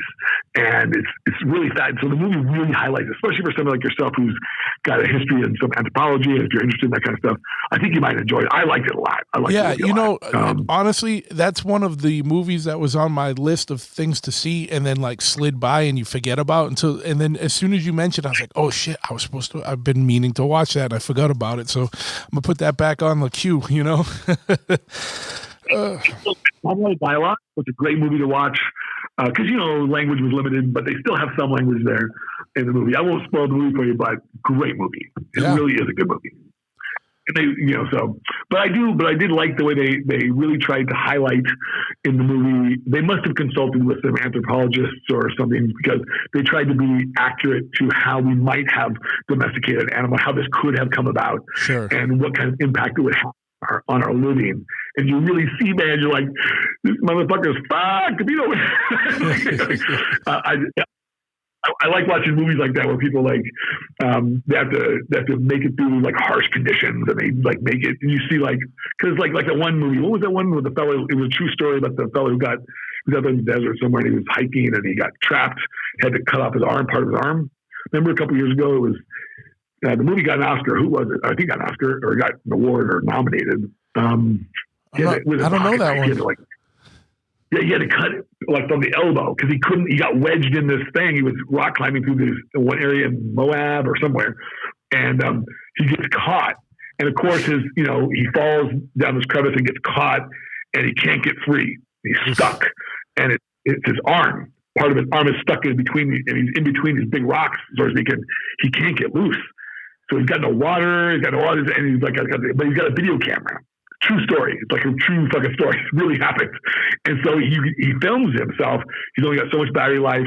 So he's filming it as a way to document this because he doesn't even know if anyone's going to find him. And eventually he comes to the conclusion like, hey man, if I'm going to live, I'm going to have to cut part of my arm off. And all I got is this fucking pocket knife. So he cuts his fucking arm off. And he gets rescued. But, oh man, I was like, I could only watch that kind of shit once. Like, sorry, man, I can watch this movie once. Yeah. Because that's a thought that I don't want to have in my life. I don't want to have to fucking cut my body parts off just to live. No, that's the thing. Like, I think unless you're in that situation, like right now, I can't imagine doing it. If you're that guy stuck in the rock and you've been there for 4 days and you really need food and water and you can't get out, then you're going to be more apt to be able to do it. Like mind over matter at that point. But yeah, that's fucking bananas, dude. It's just... I actually heard, maybe you know this because I know you're a movie buff. I heard that they're coming out with another Matrix movie. Matrix, was it Reincarnation? I heard that's happening. I haven't really, I haven't followed up on that, but I and it seems like you can tell that's coming because they're like starting to bring the Matrix back on, like advertise it again on TV and stuff. So like you can tell that there's going to be a sequel in the works. They made so much money on those first three, and they were great movies. Yeah. But I'm curious. Of course, I'll watch it. Yeah. I watched the first one. I like it. I like all those kind of movies. Yeah, they can make it real applicable to today. That's for sure. I feel like every day I feel like we're in the fucking Matrix. It's crazier and crazier. And it depends on who you talk to. I got a lot of friends who are conspiracy theorists and people who have and I don't put any idea down. No, because you just don't know. Sure, I just don't know. Boy, so it's kind of funny. Anywhere from aliens to reptilian aliens who live beneath the surface of our planet. Oh yeah. To flat Earth. I got some skepticism about it. I'm like, sure. Okay, look, I can accept this about anything. We got fucking people in space now, man. Like I just saw this new non-astronaut thing going. Like what was it? It was 4 people. You see the first consumer flight or whatever, like non-government flight. Yeah, commercial flight. Yeah, commercial flight. Yeah. Like all 4 people were non-astronauts. It was called Inspiration 4. I was watching this. There's on Netflix. They documented on the SpaceX series. They're going through all these people. Really quite cool. Like fucking rad. I'm like, I was talking to one of my friends and they were like, "Oh, would you do that?" I'm like, "Fuck yeah, man!" Oh, absolutely. Yeah. I would even volunteer for the first people to colonize Mars. Oh, hands down, man. I want to be part of that community. Creating the next. You think of what could be done. Yeah. I believe being able to create utopias. Oh, that would be my mission, man. Yeah. I want to create a better way. This is like, you thought Earth was good. Well, we're going to get something better here. Like, I want to be part of that. I would do that. I would totally do that. I would totally do that in a heartbeat. Yeah, man. It's crazy. Did you see the, what was it just called? Mission to Mars or something about that with not Ben Affleck, the other guy, the other guy that the Goodwill Hunting guy. I should know him. He's from Boston. I forget his name right now. You're talking who? What was the movie called? I don't know what it was called, like Mission to Mars, I think, or just Mars. It was the one with not Ben Affleck. What the hell is his name? The guy that played Goodwill Hunting. They go out there and they're trying to set the first colony up and all the shit they're going through and whatnot. Matt Damon. Matt Damon. Yeah. Martian. Oh, Martian. Yeah. Right. Yeah, I knew it was something like that. Yeah. It was a good movie. I like all those kinds of space movies, man. Fantasy movies I like, space movies I like. Yeah, but that was another one where they're overcoming harsh adversity and harsh environments and overcoming the natural elements to survive. But while we're talking about movies, I know that you have your B4 podcast where you're talking about. I like it because we were laughing at the earlier. Like I have the M4 series. You got the B4, which is bourbon, beards, barbells, and bullshit. And I was listening to a couple, and you guys go from all over the place, from talking about like fucking bodybuilding culture to fucking to politics to movies to it's all over the place. It's fun, man, because it keeps it interesting, keep it moving. What caused you to want to start a podcast? I know you got that in the HYH podcast. Like, what got you into podcasting, and talk a little bit more about your podcast. About 15 years ago, I started doing some podcasting. And I had my first one I had was called 3 Questions with Ted, the Diet Coach. And I had that for several years. But the problem with it was that I loved doing it. So I loved having guests. It was a guest-driven podcast, so every week I had to have a guest. So I pretty much interviewed everybody in the industry that I could possibly interview in the bodybuilding industry, in the fitness industry, over those several years. All the Mr. Olympias, you name it, I've had them on because they're all my friends. So so my idea for that podcast was I would generate 3 questions that were unique for each person, that were meaningful questions. And so because people know me as somebody who's a little bit of a deep thinker, and so I wanted some meaningful questions, just 3, and I wanted to show, because my idea was I knew all these guys and gals who were like Mr. Olympias and who were high up in the fitness world that people just saw but didn't know personally, and so many of them were such cool people that I was like, I want to share my friends with everybody else and see it so that they can know them like I knew them, so I can architect these questions to be able to highlight the personality of these people. And it worked really nicely for several years. But after several years, there was nobody to interview that was interesting. Sure. Yeah. I mean, so I got really tired of just trying to find, and then of course the questions got kind of repetitive. And so I stopped that. And then I had another podcast for several years called Handle Your High with Tadayoshi. So and that was my, and then I converted it to my Handle Your High, because I believed, and I still believe this, that we're all responsible for handling our own high in this life.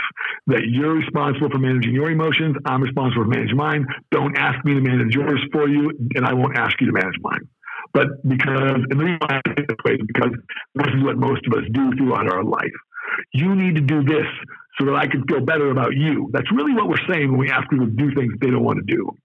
Right? Your girlfriend, your wife, you say, oh, why don't you hold my hand more? Why?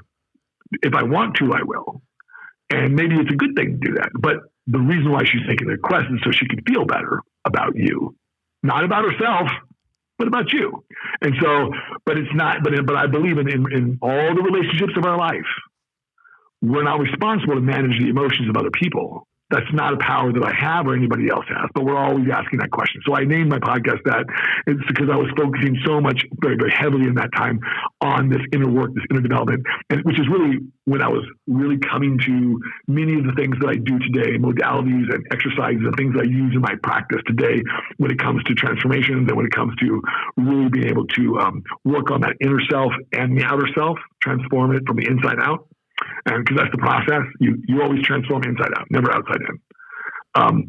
So that's what I called that. And then eventually came, just this year, I converted that one to just recently to my B4 podcast, which is, bourbon, beards, barbells, and bullshit. Yeah. And that was just because I like talking about stuff that I like. Sure. Yeah. So it's I get it. So it's weights, weightlifting, bodybuilding, it's nutrition, it's exercise, but it's also movies, and I like bourbon. There you go. And just anything random. A lot of times I have several different kinds of people like co-hosts that I have. Like I had my shaman on there. She's wonderful. And we most recently talked about healing, talked about inner work. And I've also had some other people on there who talk about racism and stuff like that. Because this is kind of an issue that is important to me as well. So I just like to talk about the stuff I think is important and Sure. and have fun at the same time. I don't want to talk about shit that's just that I'm not having fun with. I definitely have talk about stuff I'm having fun with. So I tend to talk about that stuff. But yeah, but that's why I did it, because I just enjoyed doing those things, and I still do. So, and I'll probably make one more evolution on my podcast. I think I'm still honing this down to something that will be more permanent in nature. Does that make sense? Yeah. A format that you find the right format that you want to really stick with. Yeah, and I've been a little inconsistent lately because in the summers my daughter comes and I spend more time with her, so I didn't do quite as much episodes. But I'm back on a good track again. So Sure. I'm actually thinking about. This is going to sound really weird to some people maybe, but I'm actually going to start. I was thinking about doing another podcast where that's geared towards children, and I wanted to just tell stories, read stories that were meaningful. Huh. That had real substantive value. Because I learned really wonderful, valuable moral lessons growing up, listening to really good stories like the Little Engine. One of my favorites, the Little Engine That Could. The rabbit and the rabbit, the tortoise, and the hare. Right? These are stories that I got a lot of value out of. I always felt like I was a tortoise, but he's the one that wins the race. How does he win the race? He keeps fucking going. He doesn't fucking quit. That's a fucking goddamn good lesson in my book. So, but I think there's more important stories as well. So I thought, maybe I'll do that. I'm going to start to put together some of these cool stories. That's probably pretty smart too, because I don't think the children's podcast market. I don't have kids, so it's hard for me to know. But it doesn't feel like that's like a big saturated thing yet. And what you're doing is an interesting and important thing, and it's taking the place of something that's kids don't get as much access to today. Well, yeah, I think I know that when my daughter was growing up, she always wants kids always want you to read them stories before bed, and you run out of stories, man. Yeah. I would have loved to have sat there with my daughter and listened to a story on somebody read on a podcast. That would have been fucking great. Yeah. That would have been awesome, right? Or follow along or something, But I also love kids, and I would like to try in my best way to contribute to the next generation in a way that's meaningful. And the most meaningful way that I know is by helping them to be the most fullest versions of themselves that they want to be. And the only way to do that is if you know who you are. And the only way we know who we are is we initially find out by others telling us, our parents first. And the way we do it as parents is by loving our children. But some children don't get enough of it. They don't get clear messages of love, clear messages of acceptance, clear messages of worthiness in life. They get other messages that tell them they're not worthy. And that breaks my heart, man. I heard a child once tell me, she was 12 years old. I was with my ex-girlfriend. I was living in Chicago. We were picking up somebody somewhere, one of her friends, her daughter's friends. And they were all like about 12 or 13 years old. And she's like, I'm just, we were talking about school, and she says, I'm just like, I'm stupid. So I didn't get a good grade. I'm like, whoa. I said, wait a minute. What did you just say? She's like, well, I'm just stupid like that. I'm like, why do you call yourself stupid? I said, why would you say that? I'm like, and she says, well, my mom says it to me all the time. I'm like, oh my God, my heart just sank.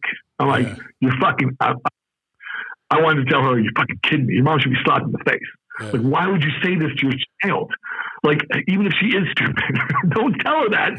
Help her. Yeah, exactly. Don't set the bar low, right? Set the bar up.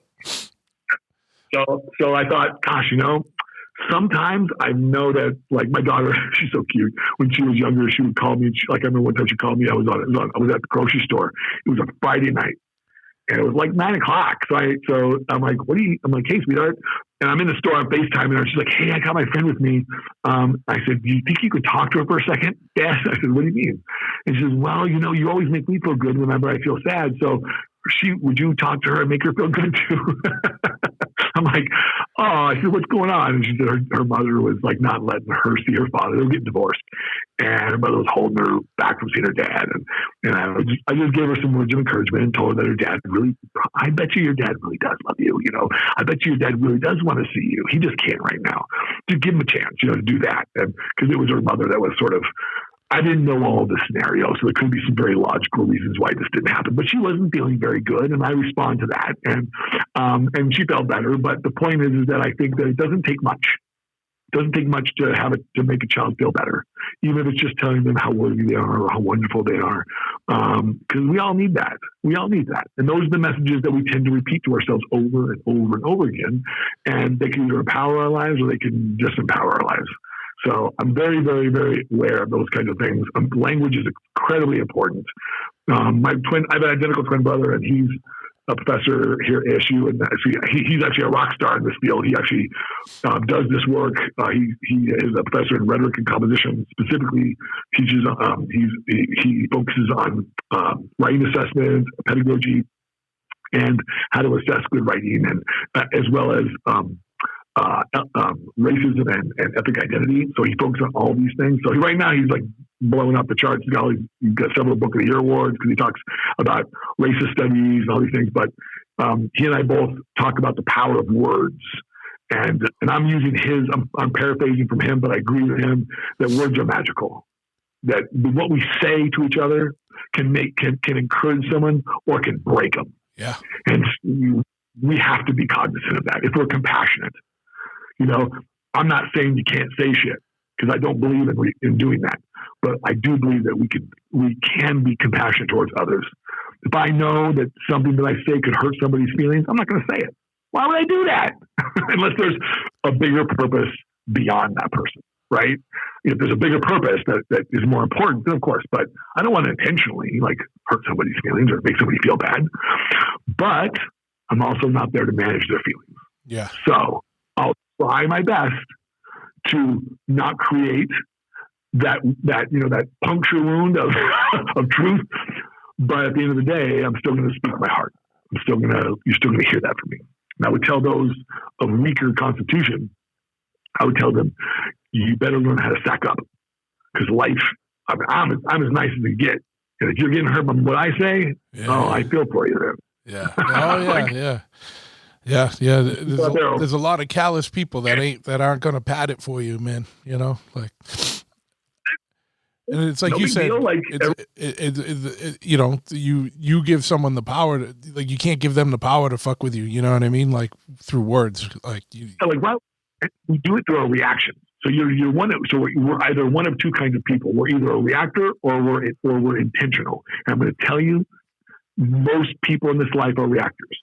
They encounter something and they react to it. Let's say somebody says something, they get angry. They react out of anger. Somebody says something that they love and they react out of love. Somebody says something that makes them happy, they react out of joy. Now, that's okay. You can do that, but basically that's a person that runs on programs. And so you're never going to get consistency. You're going to get consistency out of them in terms of them obeying their programs. But you're not going to but what they say may not always match up to what they do. Robert Greene talks about this in The Laws of Human Nature, fucking beautiful book. First third of the book, gold. And that was I think it came out 2 years ago. But if you're intentional, that means that you walk into a situation, somebody says something that makes you upset, you take a step back inside, you say, is this worthy of me getting upset? What is really going on? Am I going to allow this person to control how I feel? Is it worth it? Most of the time, it's not.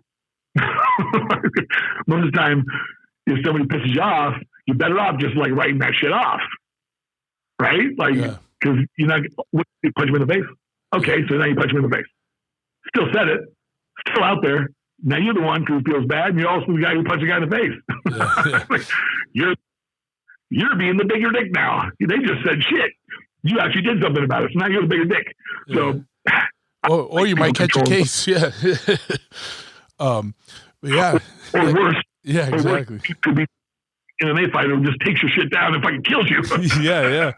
That's the thing, man. MMA shit was a great equalizer, man. You can't go on someone's size or stature because there's some fucking wily little guys that can do some damage, you know. Oregon State. My undergraduate degree at Oregon State, we used to hang out with one of my friends. His name was Babak. He was from Iran, I think, and he actually wrestled in the Olympics for that country, and also wrestled for us at Oregon State. And he was top 4 in the country, right? And I remember we would go to the bar. He's on the weekend, and he didn't drink. He didn't drink or anything. I didn't either, but I had to watch the shit. So he would go there and he would hang out at the bar with his water, and he was just. And sure enough, man, by the end of the night, someone like taps him and like try to start a fight with him. He's just a little guy. He's 130 pounds. No shit. He just doesn't look like shit. And he's like, okay, hey, let's take this outside. So he'll take him outside, and he would just take these motherfuckers down and just play with them for like 30 minutes. And I said, why you do this, man? Because these dudes would get really frustrated, man. They're trying to whip his ass and they can't do shit. Okay, because he was an expert grappler, obviously, and he just take them. And once people get off their feet, you know, most people suck off their feet. And so he said, I do this to practice my moves. He would go there to practice. He says it's so much easier to practice my moves here. But these guys are like, they're like 220, 230. He's like, they always think they're fucking better. They always think they're fucking better than me. He would get them on their back. He would get them on their back, pin them, and then just like pop them in the chest, just enough to irritate them. Not enough to fucking do any real damage. It was hilarious. Yeah. Just to demasculate them a little bit. Man, you want to keep going? They're like, oh, fuck you, man. They try to jump on. Next thing you know, they're back on the cement again. Yeah. Funny way to go. But, yeah. Hey, but that's how you practice. I had one of the questions from my Patreon members for you, Jake.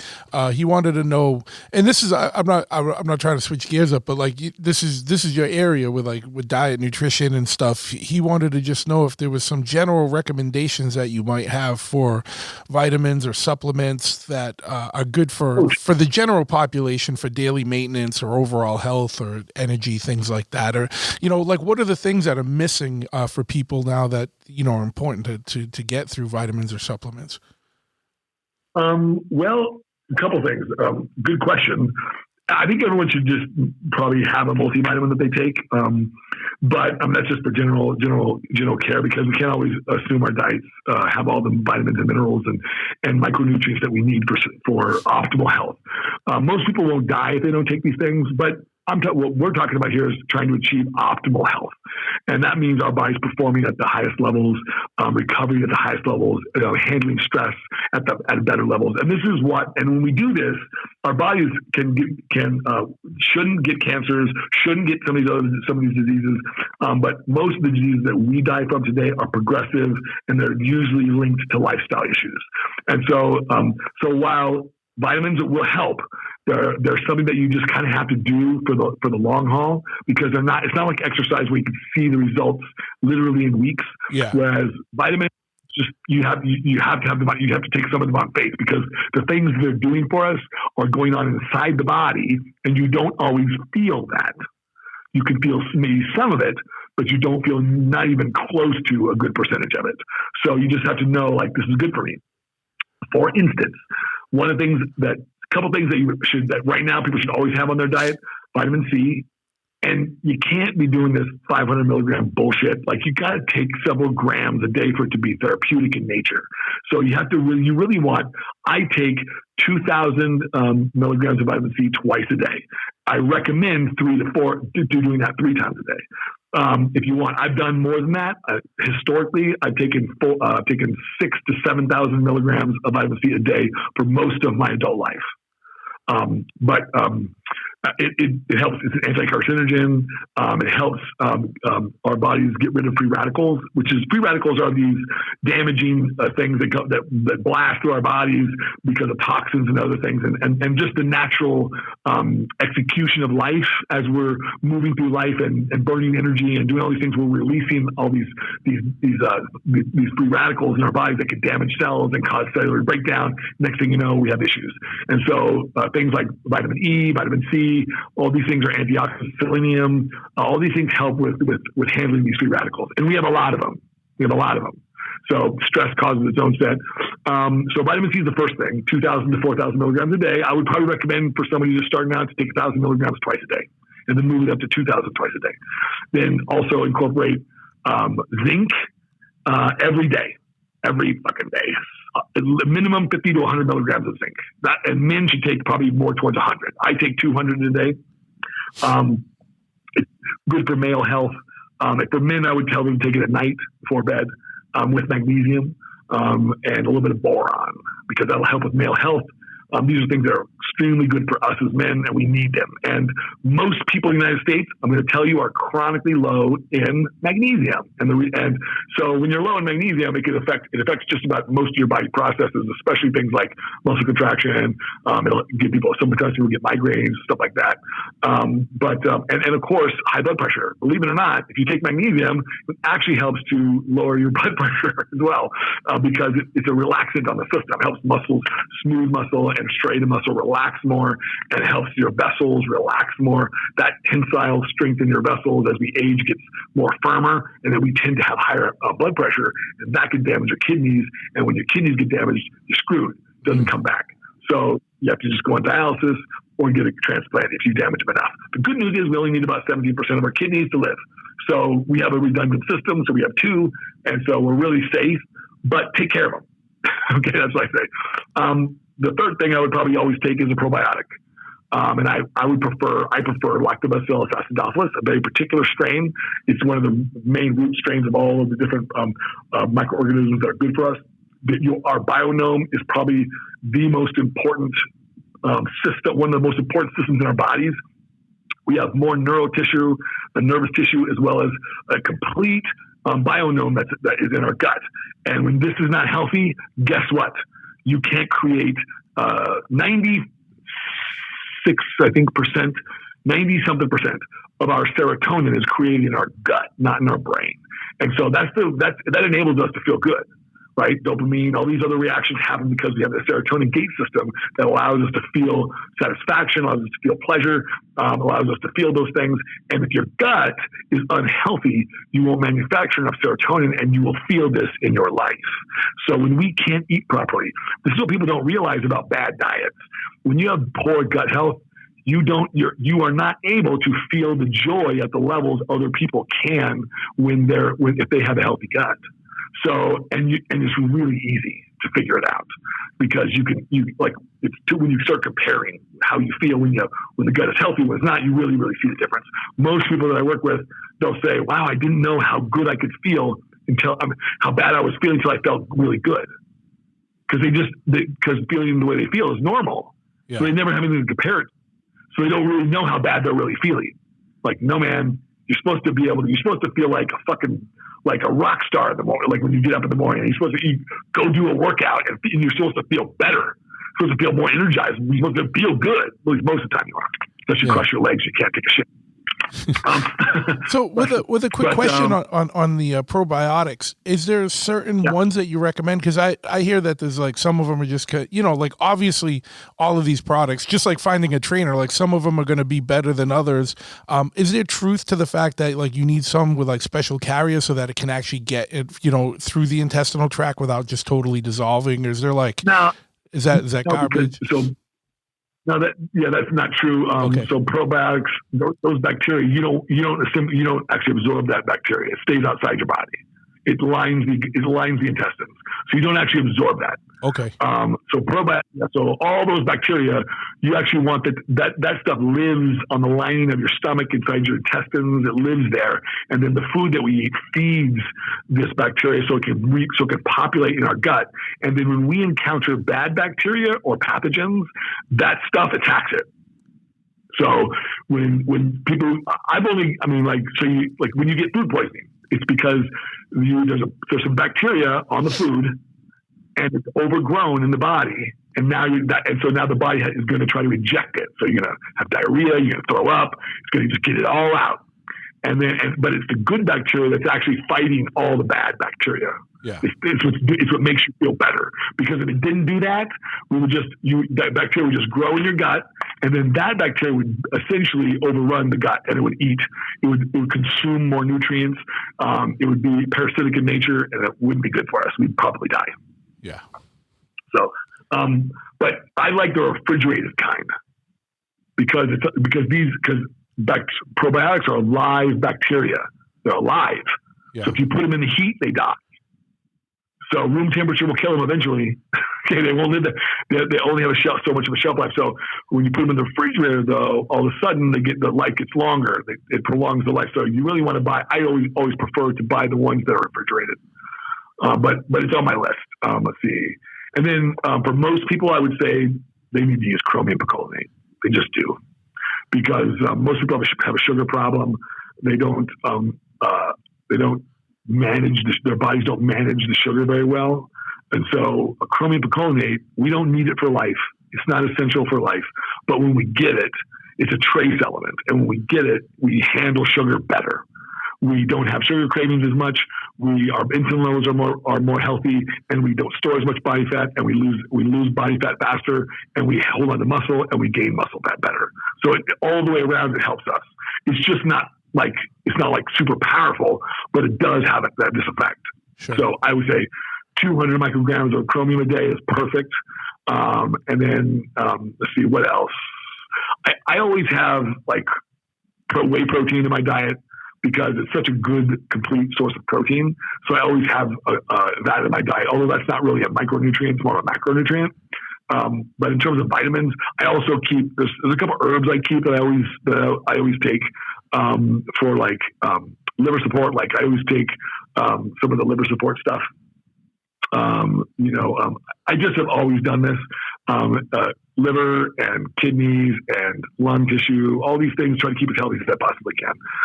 But those are the basic vitamins. Does that make sense? Is that kind of making sense? The ones that I would say basic. I'd say if you're a person who's training, I would say consider also looking at whey protein, and also perhaps something creatine is a good natural supplement for people to use who are weight training and who want to get the most out of their weight training. Absolutely, our bodies naturally create it, but we don't manufacture tons of it. And so when you add a little bit to your vitamin protocol, it will have a good effect on your workouts and on your progress. So absolutely. It just may make people hold a little bit of fluid, because your body has to displace a little bit of fluid with creatine. It needs to. So be prepared for that. And some sources of creatine, like the creatinine version, doesn't associate as much water, but most of them do. And I think creatine monohydrate, which is the basic form of creatine, is still by far the cheapest, and easiest, and the kingpin of all creatine.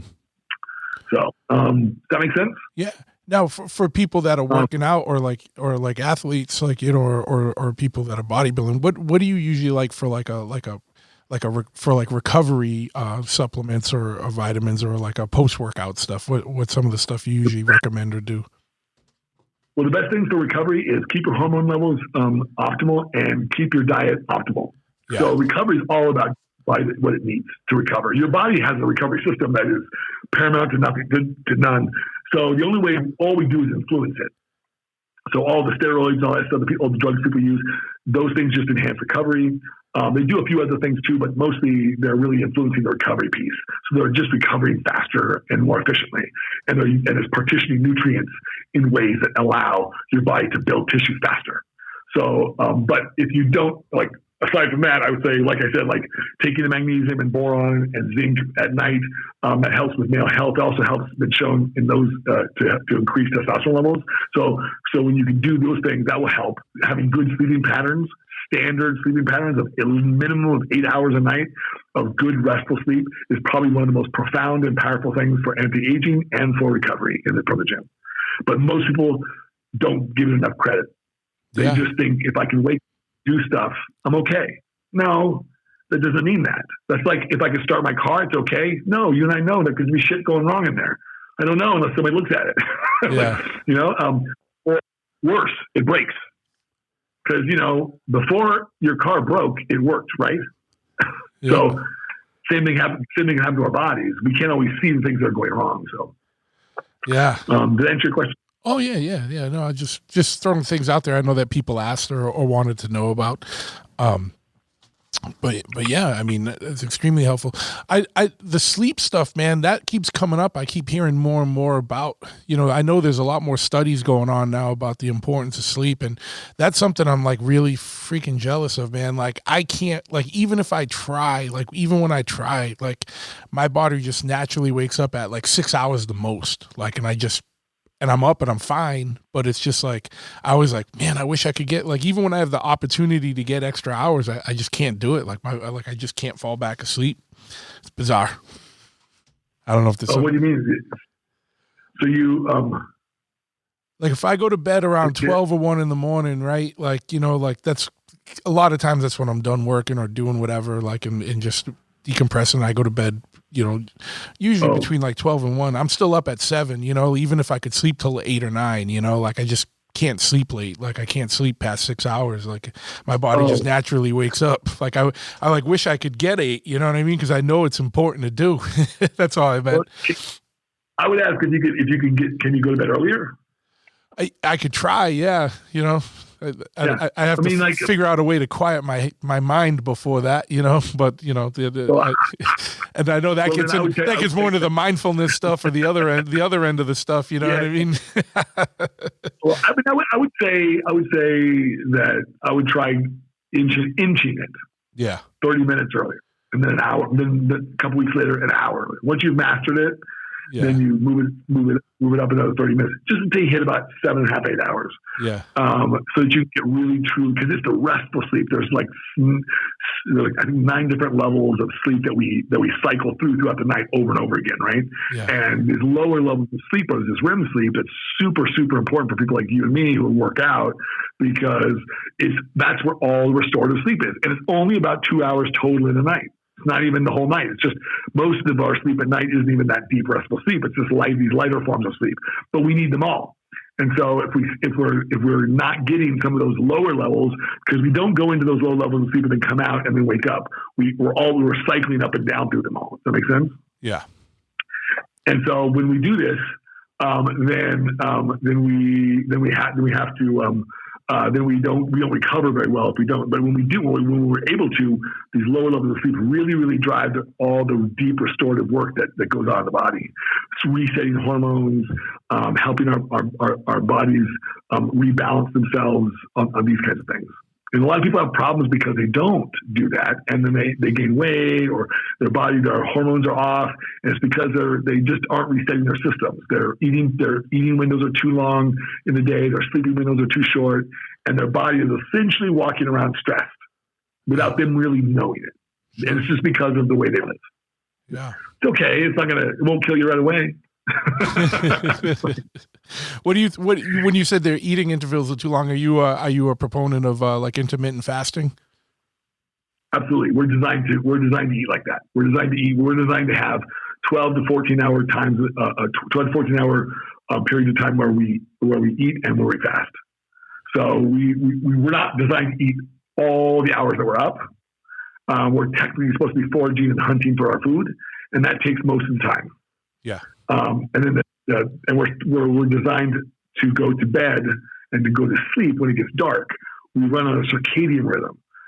This rhythm is based on the movement of the sun and the moon, right? Like when it's daylight, we want to be up. When it's dark, we want to go down.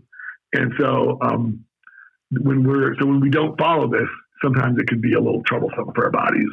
It's just more natural for our bodies to be this way. But our bodies will adapt. So if you live another way, it doesn't mean you can't live that way. But you still need some good, substantial restorative sleep, and you should probably still have some downtime, a significant downtime for the digestive system. Yeah. So. Yeah. Well, and I mean, it's common sense. I mean, I don't know. I know everyone's different, but if I eat and then go to bed, it doesn't feel good. You know what I mean? I like to go to bed fairly. I I don't know, like having been fairly digested from like, I don't like to eat after like 6 if I can avoid it, Well, count the hours you're eating and count the hours you're not eating. That's more. Don't go by the clock. Yeah. Well, that's what I mean. So what do you think of like a feeding window, like 6 to 8 hours? It's more than enough time, but I usually give my athletes 10 to 12 hours. 10 to 12. Okay, cool. And I give myself 12. Yeah. Just curious. Yeah. I mean, I know it's stuff that, people are interested in.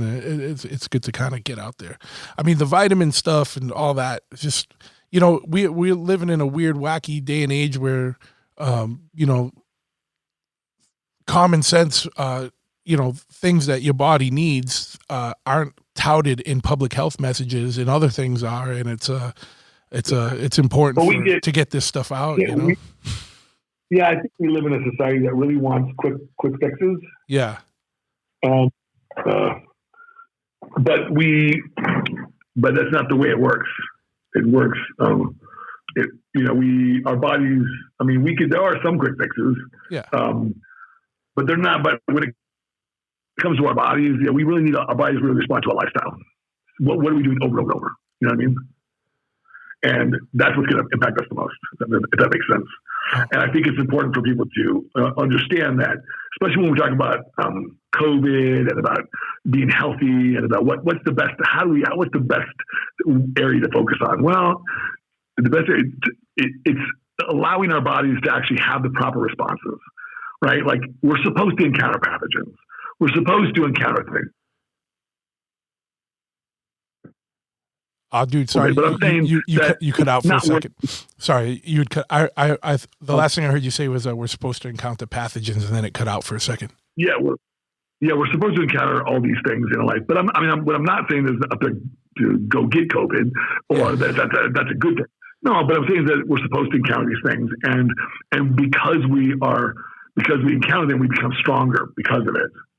And that's the natural state of affairs. So, but our immune systems overcome these things, and it's how we evolve and adapt and survive as a species.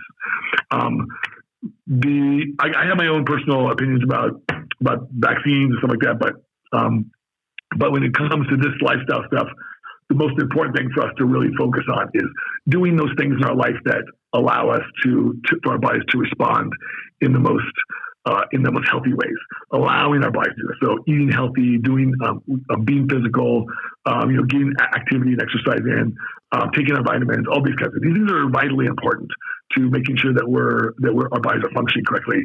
And I think I don't know if the dialogue has been, that we've talked about that enough. Yeah, that's what I meant. Like, I think we've talked a lot about vaccines, and we talked a lot about wearing masks, and these are all nice things to do as well. But they're not native to who we really, really are. They're not. I mean, the best way for me to keep my family safe is for me to keep them healthy. Yeah, that's the best thing. And the best way I know how to do that is daily exercise, good diet, and of course, working on things like mindfulness as well. Because if your body, mind, body, spirit, you got to do all three. So this is my approach, and it works. So I push it, and I also instruct it with my family. Oh yeah, man. That's awesome. I'm trying to be a little respectful of your time. We're pretty much at 2 hours here, man, on the phone. So it's a good one, man. Is it? And down the road, would love to have you on again, or even if, like you said earlier, if you want to pop in on one of the M4 roundtables, anytime, man. But where can people get in touch with you or find out more about what you got going on? Because I know you got a ton going on, man, and I'm sure people are going to be interested in finding out more. And I'll put all this in the show notes too. So so if you. Oh yeah, sure. Well, if you're a competitor, you'll see me at shows and stuff, of course. But for everybody else, you can see me I'm on all the social media stuff. So you can get me on Twitter or on Instagram at Tad the Diet Coach. I came or on Facebook, Tad Inoue. My last name is Inoue, and so I go by that too. But usually, most people just refer to me as Tad the Diet Coach, and so I've been known by that moniker for like 20 years. So yeah. so that's what I use. Yeah, it's pretty tried and true. So if you type in Tad the Diet Coach on Google, I'm sure you'll come up. Yeah. Oh, yeah. I come up. Usually, if you search Tad on Instagram, I'm the first dude that pops up. Oh, there you go, man. Well, that's right, because you're OG in the internet world, so you got it unlocked. Yeah. Yeah, exactly. So, but anybody can reach out to me or my website, tadthedietcoach.com. Easy. Well, hell yeah, man. I want to thank you for coming on. This has been awesome and extremely helpful for people, I'm sure. And I'm sure you'll, hopefully some people reach out and get some needed help. You know what I mean? And I think this stuff, just sometimes like hearing this stuff on a podcast gets people to kind of like shake out of their regular routine and start thinking about things a little more. And that's all we want to do, get you thinking a little bit more and doing something better for yourself. And I would tell people, especially for those people who like just want to be a little healthier, they just do one thing. Hello? Oh, you cut out again. So this is probably important. Oh, sorry, man. I don't mean to cut you off, but you cut out for a second. The last thing I heard, and it's probably an important thing you said, for people looking to be a little healthier, if they want to do one thing, and then it cut out right there. So if you could just repeat what it was. Yeah, I was saying that if for people who just want to be healthier and want to do something to further themselves along, then choose one small thing that you can implement, that you can implement, like drinking more water or like cutting out soda or whatever it is that you think that's good, that will be healthy for you to do. One small thing that you can easily do, and repeat it every day for a couple of weeks until you get it down. It usually takes about 20 days to form a habit, something like that. And then move on to the next thing. And then by the time, if you do that and just implemented one thing every month and maintained it every month and kept it, and then did one more thing the next month. So by the end of the year, you're doing 12 things that are different. But from one year to the next, you'll be in two radically different places physically. Yeah. Two radically different places. Probably mentally too. Absolutely. You'll feel an encouragement from within. What you'll feel is your own sense of power. Because you did it. Through your own actions, through your own intention, you changed something and it made a difference. And you saw it and you felt it. And that's the most important thing, that you see it and you feel it. And that gives us this sense of power, because we all have it. But some of us feel it and some of us don't. And the reason why we don't is because we're not highlighting when we are control. We're not highlighting those things that we're actually affecting in our lives in positive ways. Yeah. So. Well, man, that was great. I'm going to, and Tad, thanks so much for coming on today. I'm going to shut this off, but I'm not going to hang up. So just hold up 1 second. Okay. Mother's Day is almost here, and you can get her the most beautiful time-tested gift around, a watch she can wear every day from Movement. Whether your mom is into classic dress watches, rare and refined ceramics, or tried and true bestsellers, Movement has something she'll love. And right now, everything at Movement is up to 50% off site-wide during their Mother's Day sale.